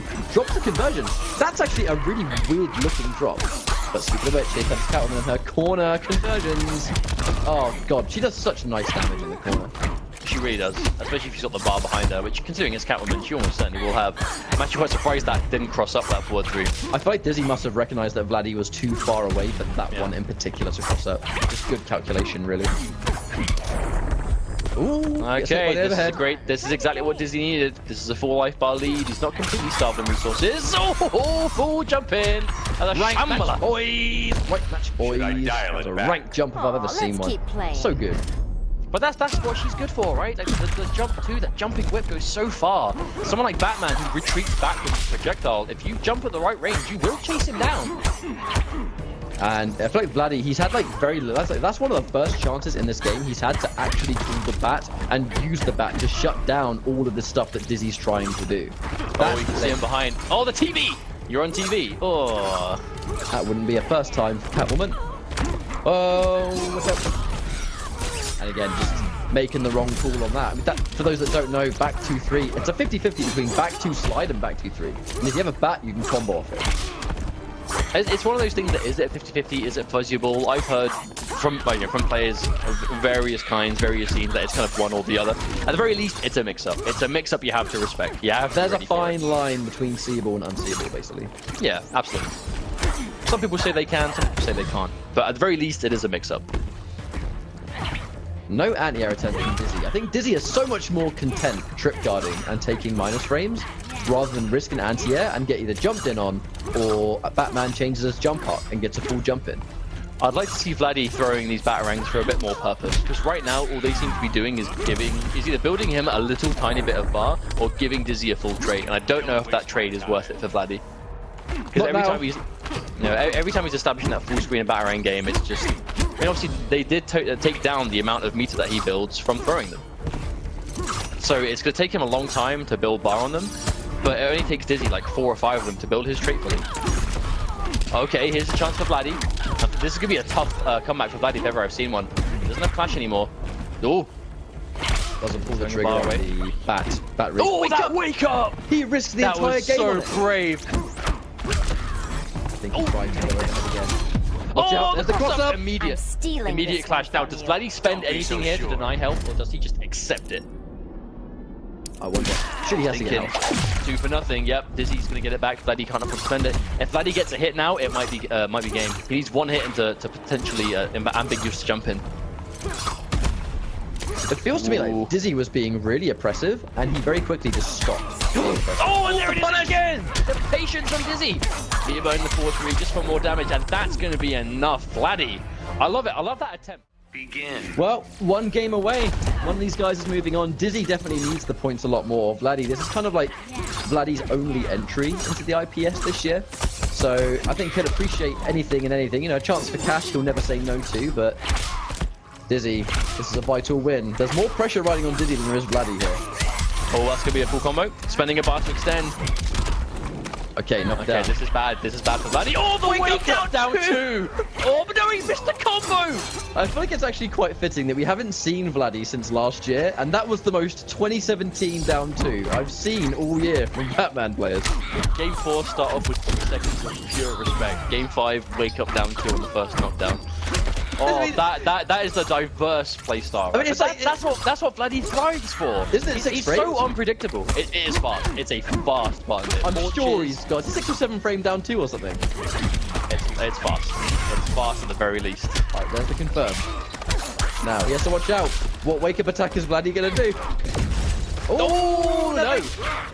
Oh, okay, that's been the life path. Is it Dizzy? But we've said it before that it's just swapped around now. Dizzy, that's not a safe amount of life to be up on against Batman. Any hit's going to do it at this point. Push block to get rid of the traits. Oh no! The meter burn! The meter burn made him take longer to recover, and he has no choice but to clash instantly. I mean, one bar should undo the damage. That's the best kind of clash before. It's one that's like immediate. They can't use it tactically, and that was a great interaction. And that's going to undo its match point for both players right here. Oh.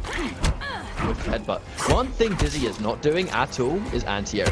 He hasn't even tried to anti-air down 2. I wonder if he just doesn't want to risk it. I mean, the thing is, Batman has so many ways to alter his jump arc, especially if he's got a trait bat behind him, that it's so dangerous. Oh, he install it.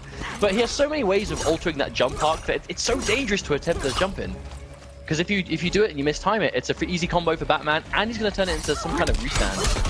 Oh, wow. Now, minimal damage, just a regular combo. Oh, there it is, the air to air for Dizzy. No wager. This could be the start of a sequence right here. Knockdown, what's next? Delayed wake up. Wake up forward dash. I would have understood wake up forward dash if he got up immediately, but he wake up forward dash. Oh, that's balls. No. Oh, What happened? Why did that miss? Oh, he disrespected the plus frames. Disrespect the frames, mate. And because of that,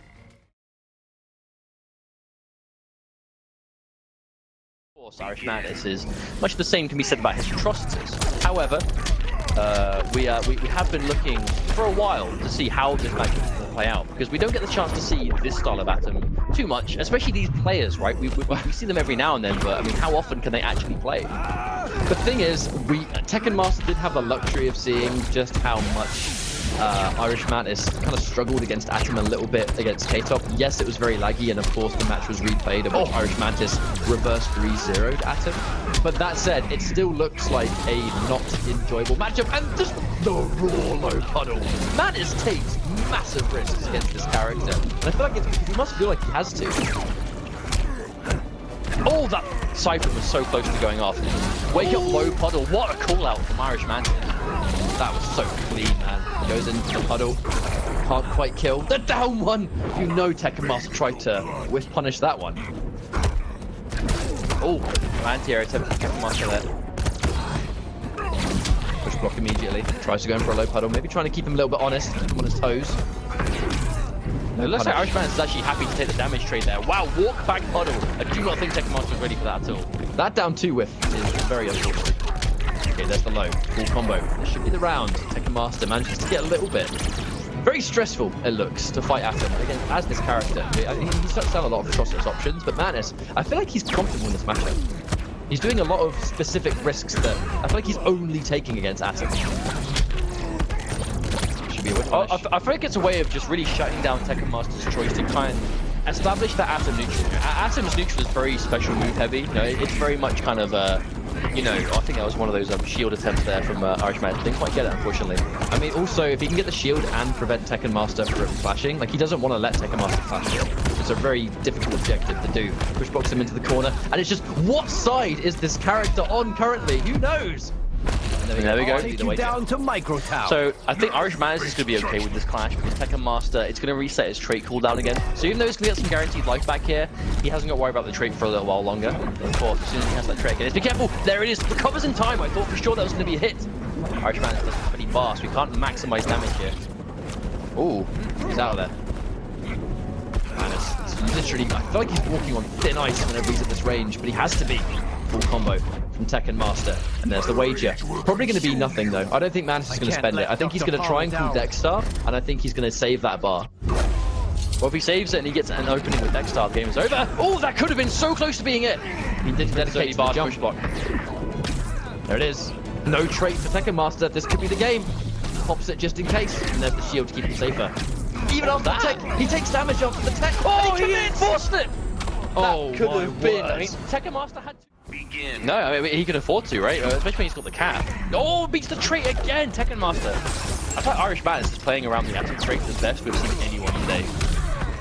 Down one, Puddle. He's gonna get blocked but can't get punished. The shield just, no punish for you. Interrupts. Now he doesn't take the risk when he has got Dexter. He still wants to maintain a lead here. Oh, the punish!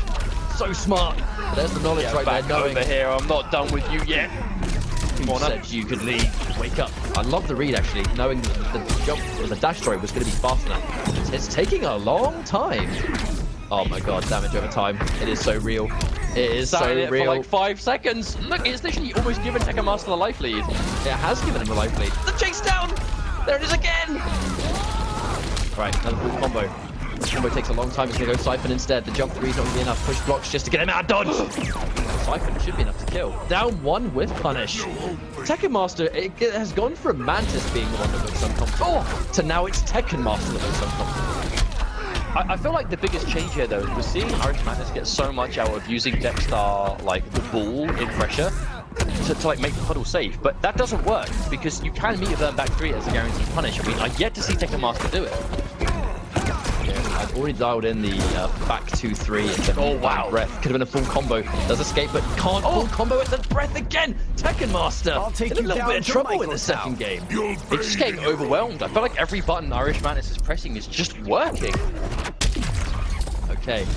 But I think the biggest thing about this, though, is we're not seeing the Atom trait make anywhere near as much difference as we normally do. I mean, even that was a cross-up, but that was chip damage, right? Indeed it was. And now he's almost got extra. We did see that earlier. I think that's why he's going for it, because he knows it should work. That's just the first time it has worked. Dude, and the low puddle. Tekken Master hesitant. Oh! It's because the reason he's low puddling there is not because he's trying to catch Tekken Master blocking high. It's because he wants to stop the down 3. The puddle beats down 3, and I think it's his only option. Oh, you almost comboed off of that. There's a way Jeff actually immediately. I mean, do you reckon Tekken Master can afford to contest here? Because if he contests the life and doesn't Irishmantis get anything back, he's going to still not have the life lead. And that's what he's going to do. Now he has to watch out. That's super His even. train's not back for a while. Oh! But no, the hesitation. Oh, it catches him. The breath didn't quite connect. And that's the trade that Irishmantis is going to be taking. Cat is back at the same time. Oh, but no, the whiff. Oh, Slash. Tekken Master slashed across the face. Begin. And if I mean, he we strongly have believes seen he it. could, 3-0, he'd have picked her first. We have seen it happen before. 2 Mantis against Starfire. But the thing is, it's now that there's no room for error, right? This is a pressure situation. Like, you don't have the luxury of, well, I'll try Starfire and see what happens. This is the last chance it's going to get to use her. I'm not seeing a lot of down ones into anything. I wonder if Mantis is too nervous to like really let it rip on that down one puddle. Or whether he's just trying to take a down one just in case it hits. But those 2 down ones he's landed could have been full combos. Now, here comes the chip. Oh, that chip damage. Yeah, and he just commits. Tekken Master with either the good read or just a good reaction. Sometimes it can be kind of hard to tell whether they react or not to the forward 2-2 mix-up, but if they block it, then it is what it is. The Master didn't have the bar to make that one safe, so he went for the trait instead. Cat is out. Oh! Oh! Again! Get back down here. Now, I feel like this game, whilst it's going really quickly, is definitely going to be a data and adjustment game for Mantis. I feel like even if he loses this match, which is probably likely, I think, given how things are going, Even Trigon. I kind of feel like this first game is going to be to re-pick up the pace. You know, try and get the flow of how Tekken Master plays, and then play a little bit slower in the next game, or at least a bit more methodical. Well, I feel like Tekken Master, now he's got the life lead, his defense is being considerably better than we saw with the Atom. There's the hit for Irishmantis, going to spend his only bar. Also, yes, I am actually noticing in the chat, Hayate, for those that just joined us, it is worth noting that Tekken Master and Irishmantis are both in a decent running to qualify for IPS finals, and winning this tournament is extremely important, not just for them, but for people that are just behind and in front of them in the IPS leaderboards. There's a lot of people watching this that are rooting for both of these guys to lose. Okay, there's going to be a clean punish, he has the trait. Yeah, this is going to be almost impossible for Mantis. I mean, yeah, there's only so much damage you can avoid. in this kind of matchup. Now, what I want to know here, Rob, I know he does play a little bit of Black Manta. He plays a little big bit read. of... Oh, that was sick. So good. Was that a read or a reaction? Or a combo No. drop? Can't afford to see that. Yeah, what it was a drop that he definitely can't afford to take, especially when he's one game away from winning, and he's now been put full screen against a character you don't want to be full screen against. There it is. Oh, no, we confirm. There it is this time, though. Finally confirms that one. One for left tech. Ooh, good catch from Tekken Master. Now he's looking for those trades. Big trades. Wow. Star's trait just made it completely vanish. Shield just to go in. Oh, the shield actually made the combo not work anymore. Oh, the counter poke! Oh, optimization. Optimization. Oh, no, that is so unfortunate for Mantis. What happened? I don't even know what happened. It just didn't Cameranian, work. man. It just didn't Cameranian work. hitbox. Well, either way, match point for Mantis. Oh. Probably going to be. Oh, I missed him. Does he commit? Oh, he did. commits. Air tech, nothing from Tekken Master. Now he goes to the clash instead. The butcher beckons. My word. What do you do here? What do you do in this situation? He's going to get full screen again. Mantis very well could lose the round just having to close in space, but now there's no more clash. He got the first victory of the game. Oh, that's right. Those puddles, whilst very risky, they are a huge part as to why he's getting so much damage. He manages to get behind. He doesn't have the bar to launch though. And there's Tamarinian charge. Oh, he spends it. Oh, the grab. Mantis knows Tekken Master's going to be blocking it. Now he has. Surely he's going to wake up here. Surely. No, the patience to sit there and do nothing. Brave from Tekken Master. I was expecting him to go for the 1 in 3 wake up read. Oh, the down one. He buffered that. He 100% buffered that. All right, here comes the next start. Oh, the trade's beaten. Follow puddle. Don't press buttons, mate. Got a little bit of corner presence, but it's not enough, and there's punish. But to punish the puddle, it's getting rid of the trait from Starfire. It gets hit by the 2-3-3. Not enough. Breath. Block. Oh, really commits hard, but he has the flash behind him. So Irishmantis can afford to take the risk. I don't think he's gonna. I don't think he's spending anything here. You know. He can spend one, surely, but no, he's not going to. He's going to try and he's going to take minus frames to try and get next stuff. There it is. Oh, Tekken Master was too slow. He was too slow on the uptake. This has to be game. He's going to get a restand. Plus frames. Push block, but it's still this is game to win. Oh! That was a game-changing push block from Tekken Master. Oh, and the 3 down ones back to back.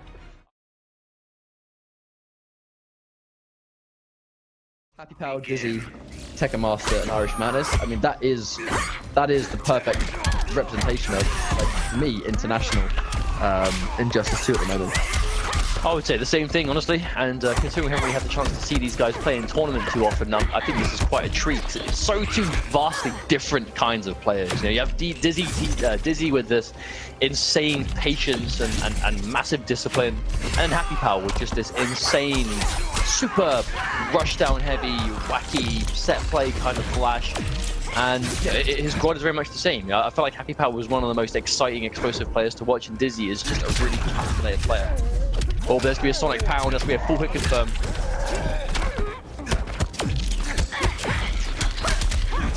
There's the overhead.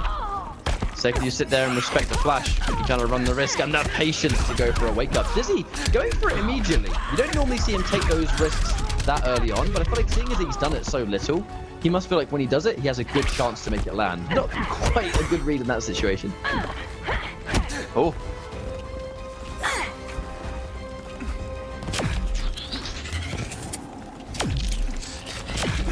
He's patient. Dizzy doesn't want to press anything. HappyPow, you can see him go for that running man stance. Even if he has no intent at all to go in, he's going to be doing his best to just build bar. You know, running man stance builds bar when you cancel it, and the more bar flash has, the better. Uh-oh. Combo. Here comes HappyPow. We're going to get one of those patented combos of the flash. Oh, drops the mid. It's unfortunate, but Dizzy trying to jump out and getting clipped immediately. Kind of giving him shades of a reset right there, which I think sometimes can just be the best of a bad situation, I think. Well, 2 bars spent, so Dizzy keeping back some. The Sonic Pound from full screen. Reconnecting. Set up attempts from HappyPow, but Dizzy could be delaying his wake up to get out of it. Conversion. Ooh, last minute air tech. You know Dizzy doesn't want to get opened up now. That's a little bit of a trade. Trade for trade. That's not the end of the world for him. Of course, no, this is a... Oh, and again, every time, trait into low. Every time HappyPow is getting on Dizzy. Oh, the cross-up attempt, but again, that maximum delay wake-up. Dizzy's getting so much mileage out of it.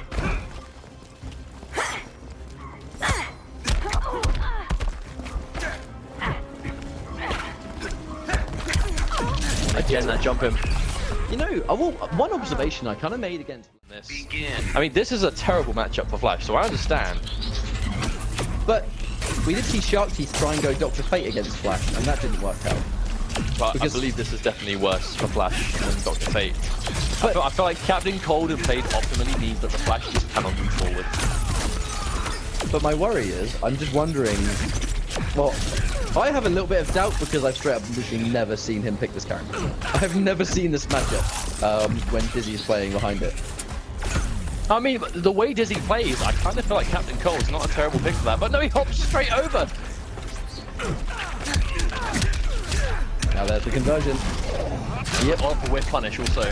Oh man, and it's just, you can counterpick Flash all you want, but if you don't have extensive experience against Flash with the character you've tried to counterpick with, he hits you for like half your life and then 50-50s you. It's a risk. It really is a risk, in my opinion. Oh, there's a throw, Dizzy. Really trying to hang on to the life bar.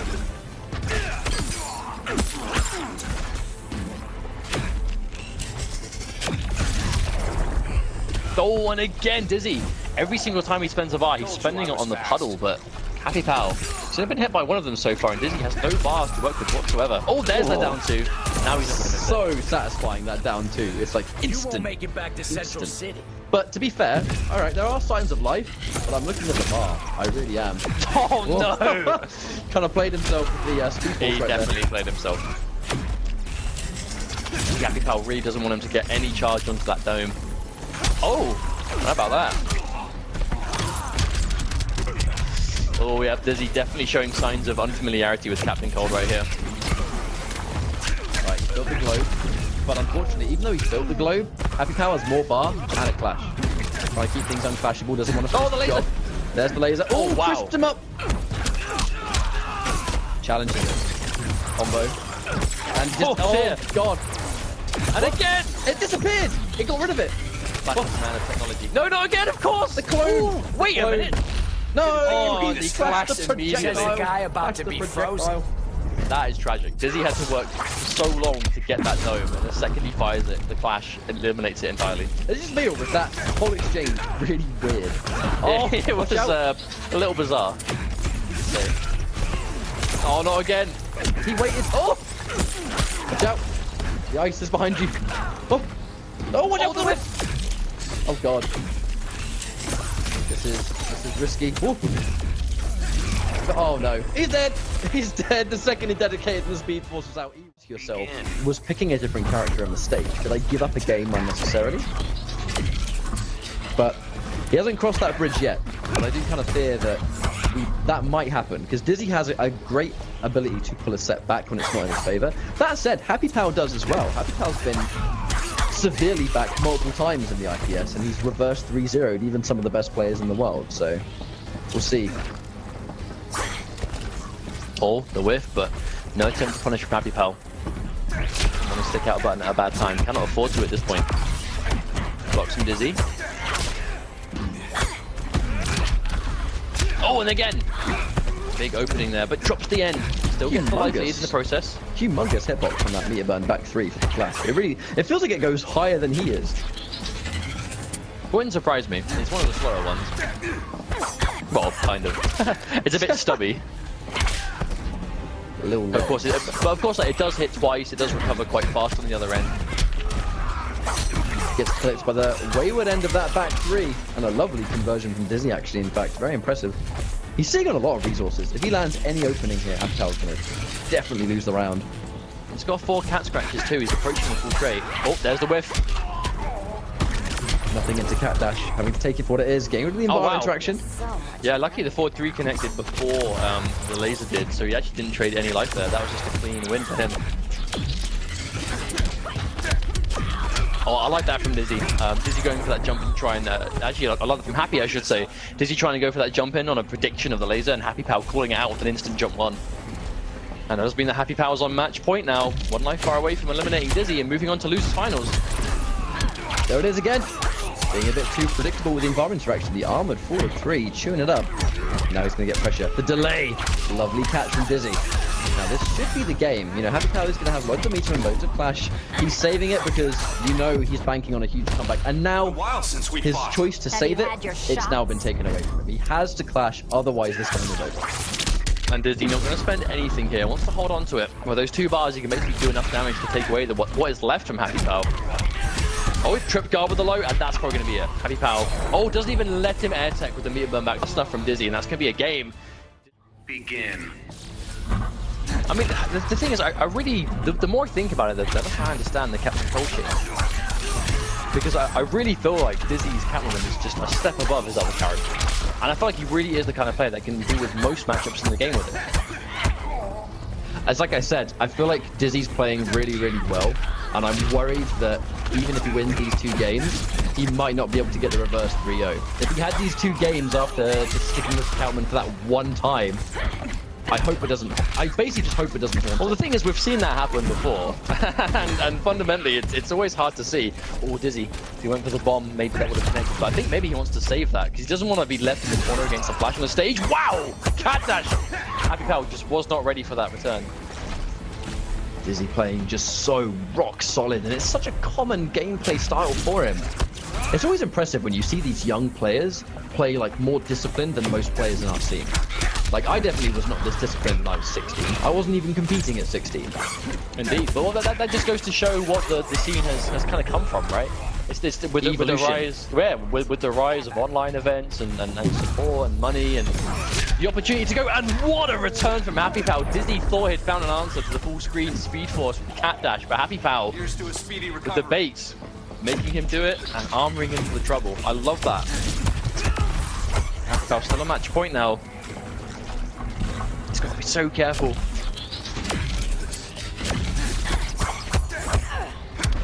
This is so tense, man. Match point, HappyPow. Dizzy needs this round so bad.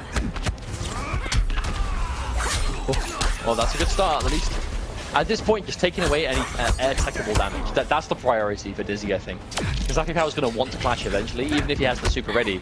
But taking the option away from him, like, especially the amount of damage he does with having to burn back 3 combos. Do as much as you can. Sonic Pound didn't work, Dizzy. All that walk speed. Dizzy just walking him to the corner. The dash. The empty jump. Dizzy didn't attempt to anti-air. But no confirm from HappyPow either. Does not confirm into lightning kick.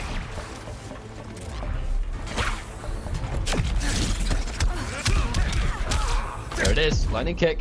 Confirm. Forcing the clash. I wonder if it's going to be 2 versus 2. Or HappyPow's going to be content letting Dizzy get some health back, so we can then try and maybe... Yeah, he's spending nothing. That is such a read upon a read. Dizzy knows HappyPow does not like to spend meter in a wager. So he only spends 1, knowing that he's not going to get contested. There it is. Un-air-techable damage, but not unclashable. He's just going to follow up with a full combo. I mean, it's so hard to say who has the advantage here. They're even on life, but even if you have a slight lead here, with the amount of damage these characters do, cat dash! The burn. There's a pickup. Really clean pickup. The forward dash. I love the knowledge. Flash's forward dash really strong. Anti-air. And there it is. The delayed jump 3. Just make sure he's not too minus as HappyPow lands on the ground.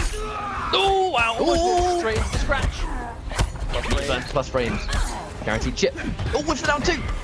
Oh, that was a bomb. That should have been chip damage coming in. It's normal. See cat dash. Oh, he didn't go far enough. No, he did not. And I'm wondering if that's going to be the beginning of the end for poor Dizzy. DD. He had no bar to confirm. Still no bar to confirm. Doesn't commit. That's chip. He's dead. No, push block. He has the laser beam. There's 1 bar for Watch Dizzy. out. Watch out. Oh, wow, that was it. That patience, Dizzy. Ready and waiting and happy. Begin. Okay, well, this is game 5. We're going down to another game 5 in this top 8. Wow. I feel like there's so many of these matches come down to, but that's what you'd expect. We see how important this tournament is for these guys. No first hit done yet. Oh, he attempts but walks into the Sonic Pound. Dizzy. Not going to be getting the first bar here. HappyPow finds himself with 2 already. Oh, interruption attempt.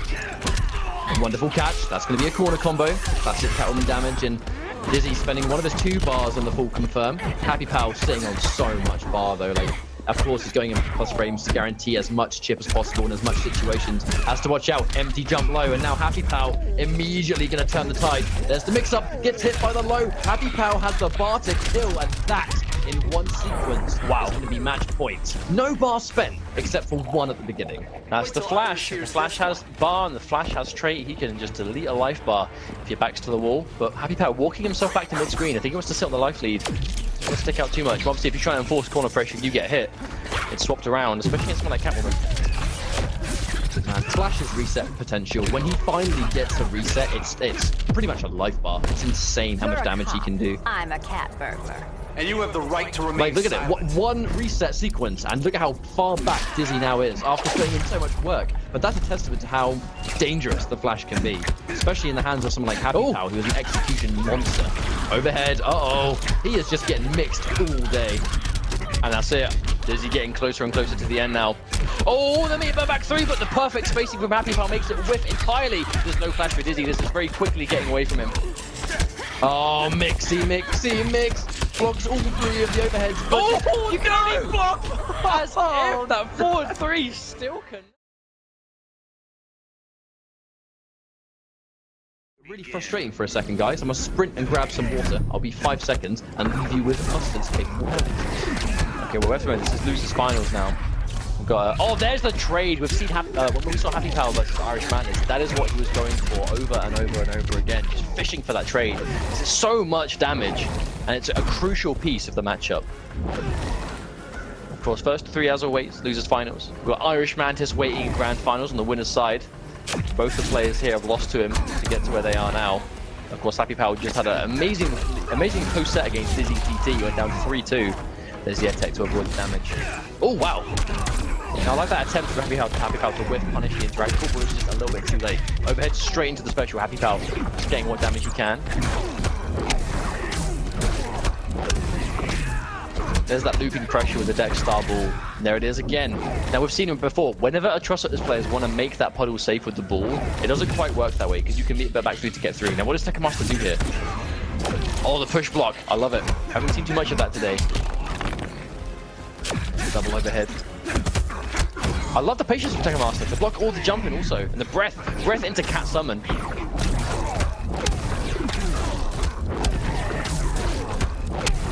See this again, I wonder. There's just the loop pressure. HappyPow watching the whole thing and then immediately going for the Bloodlift again. Now there it is. That the second the breath becomes active, Flash can't move. You know, because the second he gets clipped, if he gets clipped on like the late end of a breath, he still gets hit by like the same animation, which actually almost puts Atrocitus extremely plus.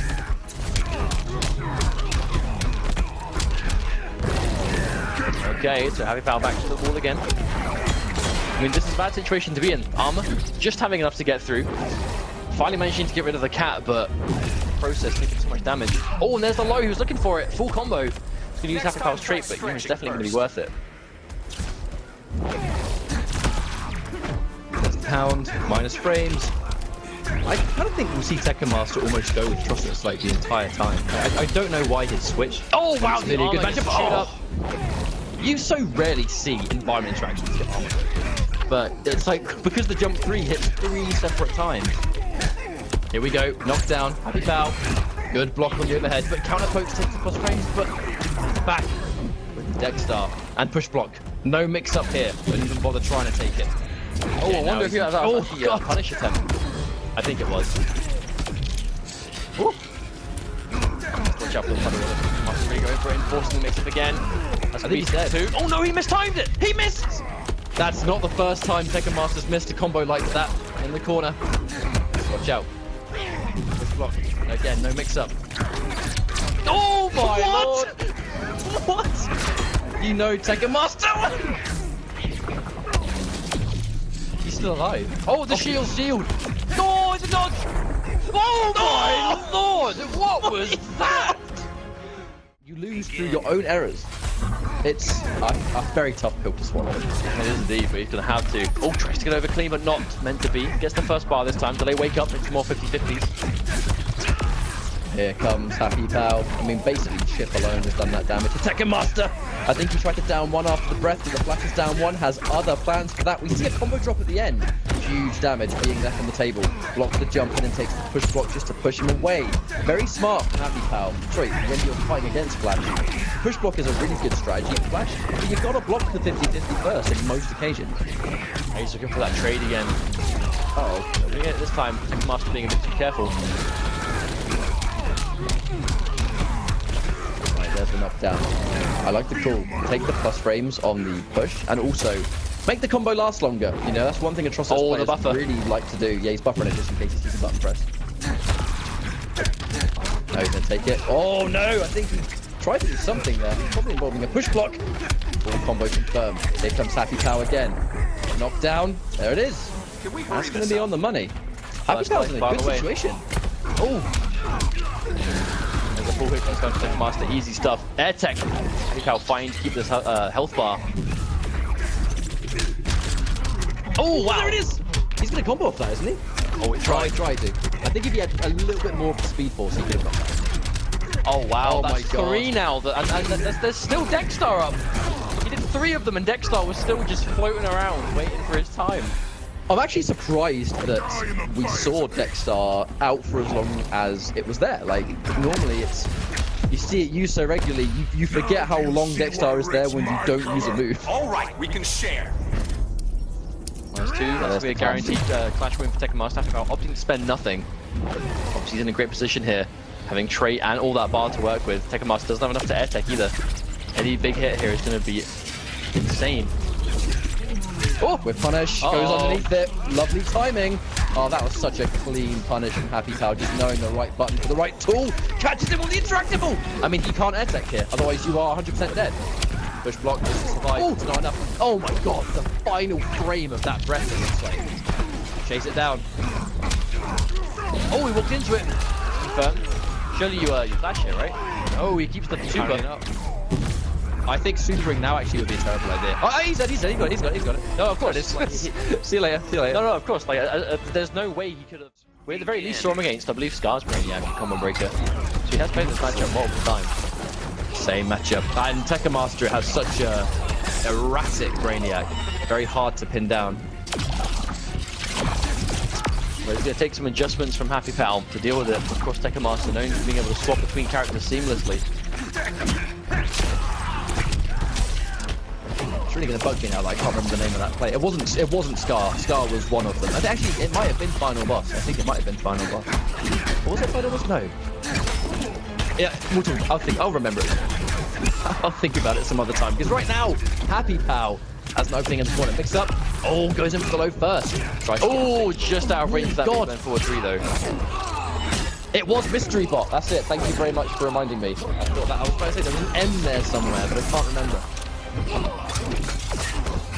Now, having got the pressure. Drone drop. That's no block. Minus 21. Regular push is minus 21. Cool. Challenge. Very careful with how he approaches this. I like how Tekken Master in the air as much as possible there. Because it's quite unlikely that Flash is going to be jumping at you while he's got Speed Force active, especially if you're at range. That's hard for him to really deal with. Still though, Tekken Master looking good for doing some damage here to HappyPow. Yeah, he's just trying to anti-air, but against Brainiac, you can't really get those conventional anti-airs. They just don't work the way they normally do because he has so much presence. A lot of his jump-ins hit very like vertically down. It's not really like diagonal hitboxes, it just kind of hits underneath them, which makes him very hard to anti-air. Oh, the whip punish! I think that was an instant air dive kick that just came out as a regular standing 2. Hopefully he doesn't pay the price on that one. On the low. Oh! That's safer. Yep, go for the safer version. Oh, me, but that's punishable. Can't punish it, but only guesses right for so long. Gets hit by the extra hit. And wait, HappyPow, he's got access to... Oh, that could have been super! Again there! Where is the super? That was 3 opportunities. Wait, no. HappyPow. Oh, the Oh, no! What is going on here? I don't know! Oh, he's not live. Oh, HappyPow, my he threw it. God. He had 3 opportunities to super. For his sake, that doesn't happen. Minimum Of course, second place would have been wonderful for his point progress. I mean, HappyPow currently sitting on 95 points, and I believe it's minimum 80, I think, second place. That would have put him easily in the running of top 12. He needs to get grand finals, otherwise his chances, I'm pretty sure, are over.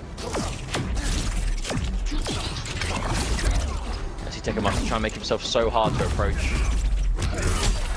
Oh, okay. Great opportunity for Tekken Master. Minimal punish, so he'll take that. But can't get huge damage. Caught a really funky jump one. Oh, he attempts to whiff punish the trait. Yeah, but the trait just covers his back. And I really would like to see HappyPow punish that with his straight punch, like back forward 2, I think it is. Because you know, that down forward 2, it's minus 21. And I'm positive that dash punch will punish it. He just doesn't seem to be going for that. Oh, full screen whip punish! Alright, now he's going to get a big payout. There it is. It could even be the round. Oh, God! Combo, not quite enough though. Wake up dive kick. I actually respect that from Tekken Master. The wake up charge was so obvious, he actually caught HappyPow slipping. And it's going to be match point for another time, but only barely, to be honest. Oh, the interception.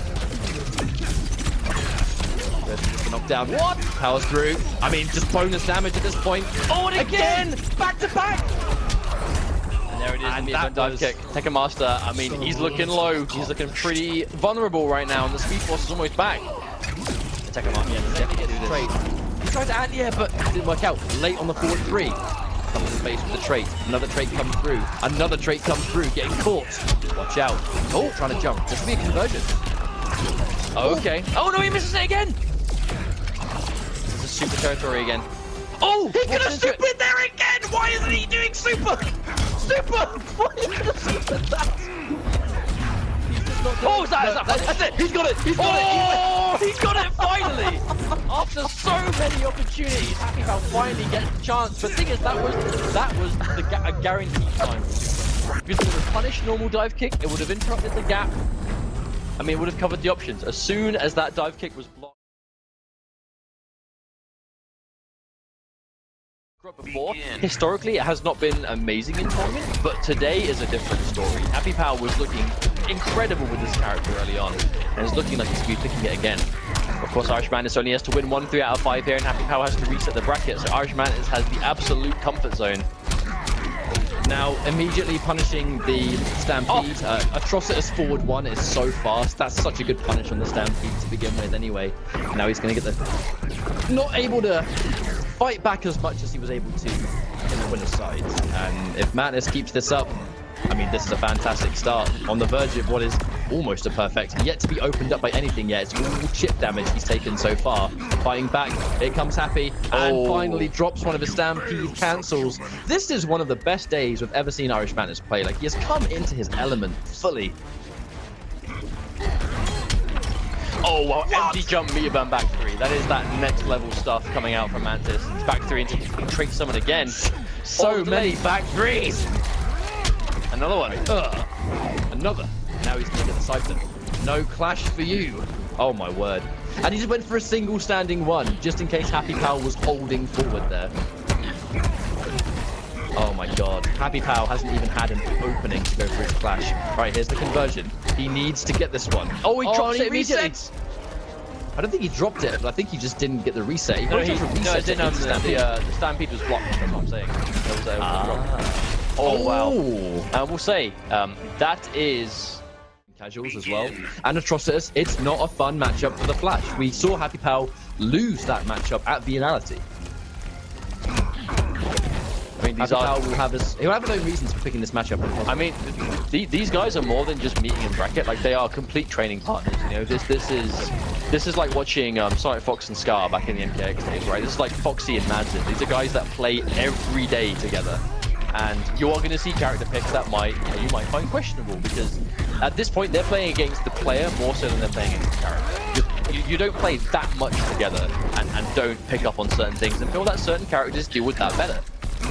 I mean, how many times did we see, like, imagine pick like Jason against Foxy and Pro League. Like these things happen when you're training partners. But right now, Mantis is just completely cooking that Grodd to a ridiculous degree. This is going to be the last game we see HappyPow go with Grodd. That's for sure. No way. This is way too dominant, and this is going to be a wake-up for people to say, man, you've got to pull this one out. You got to go with a different character. Because like Irishmantis, he's just not fighting.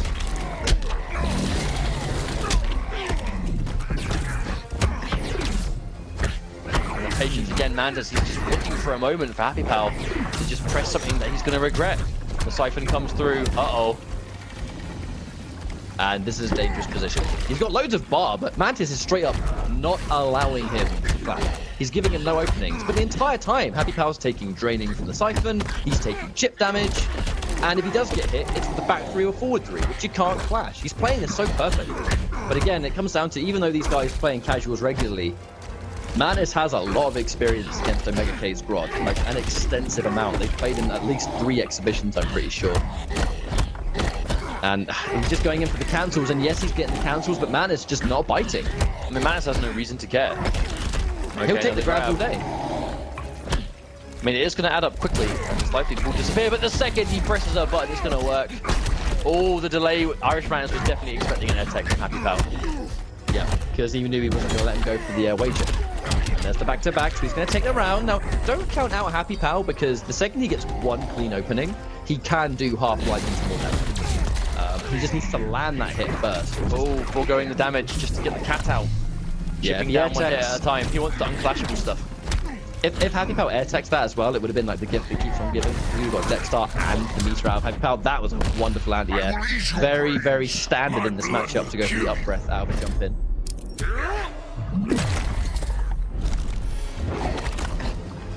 Alright, here we go. Is it enough? No, this has to be game. Okay, oh, wow. I mean, as tidy as HappyPow's Grodd has been, the cat choking on air. Batman gave him the best chance. Oh, neutral jump. What a read from HappyPow. They didn't want to spend his first bar on the restand, though. To save it, I think. But now you're going to be seeing a lot more of those kind of like raw puddles from Irishmantis. He doesn't have to worry about the leap that Grodd obviously would normally be able to get clean over. Also, Grodd can actually punish the puddle on block with leap into one almost anywhere on screen. Of course, Batman not going to have quite the same luxury. Now, there's the reset. Gotta guess left or right. If you're an execution monster like HappyPow, learning the execution for Batman combos and Batman Vortex is like child's play. Absolutely. And he has now got himself quite a lead. And that's going to be a good trade for him. Absolutely, HappyPow. He hasn't got any bar, but look at the life lead. That's what he needs. Alright, there's the 1-1-1. Takes the fact that 1-1-1 is actually slightly plus on block, if I remember correctly. There it is. Oh, lands in front. I think he must have been expecting him to land the other side. Oh, there's the punish. Oh! Oh, great stuff from Irish. Oh, there's Siphon again. The HappyPow has to be careful. Just being near Atrocitus now is going to be doing so much damage. Oh! Instant jump. I actually really feel like Batman is an incredibly HappyPow character. I'm surprised he hasn't played Batman much before. There's the conversion. Oh my god, optimization. He knew he wasn't close enough to the background bounce and had to go with normal optimals just to make sure the cat is out. Oh, HappyPow. Oh, and again! His blocks have been so good all tournament. Right, there's the guaranteed Siphon. Guaranteed. Oh, look at that damage. I mean, this is tournament point. If Irishmantis takes away this life bar, he's going to be the winner today and take all those IPS points.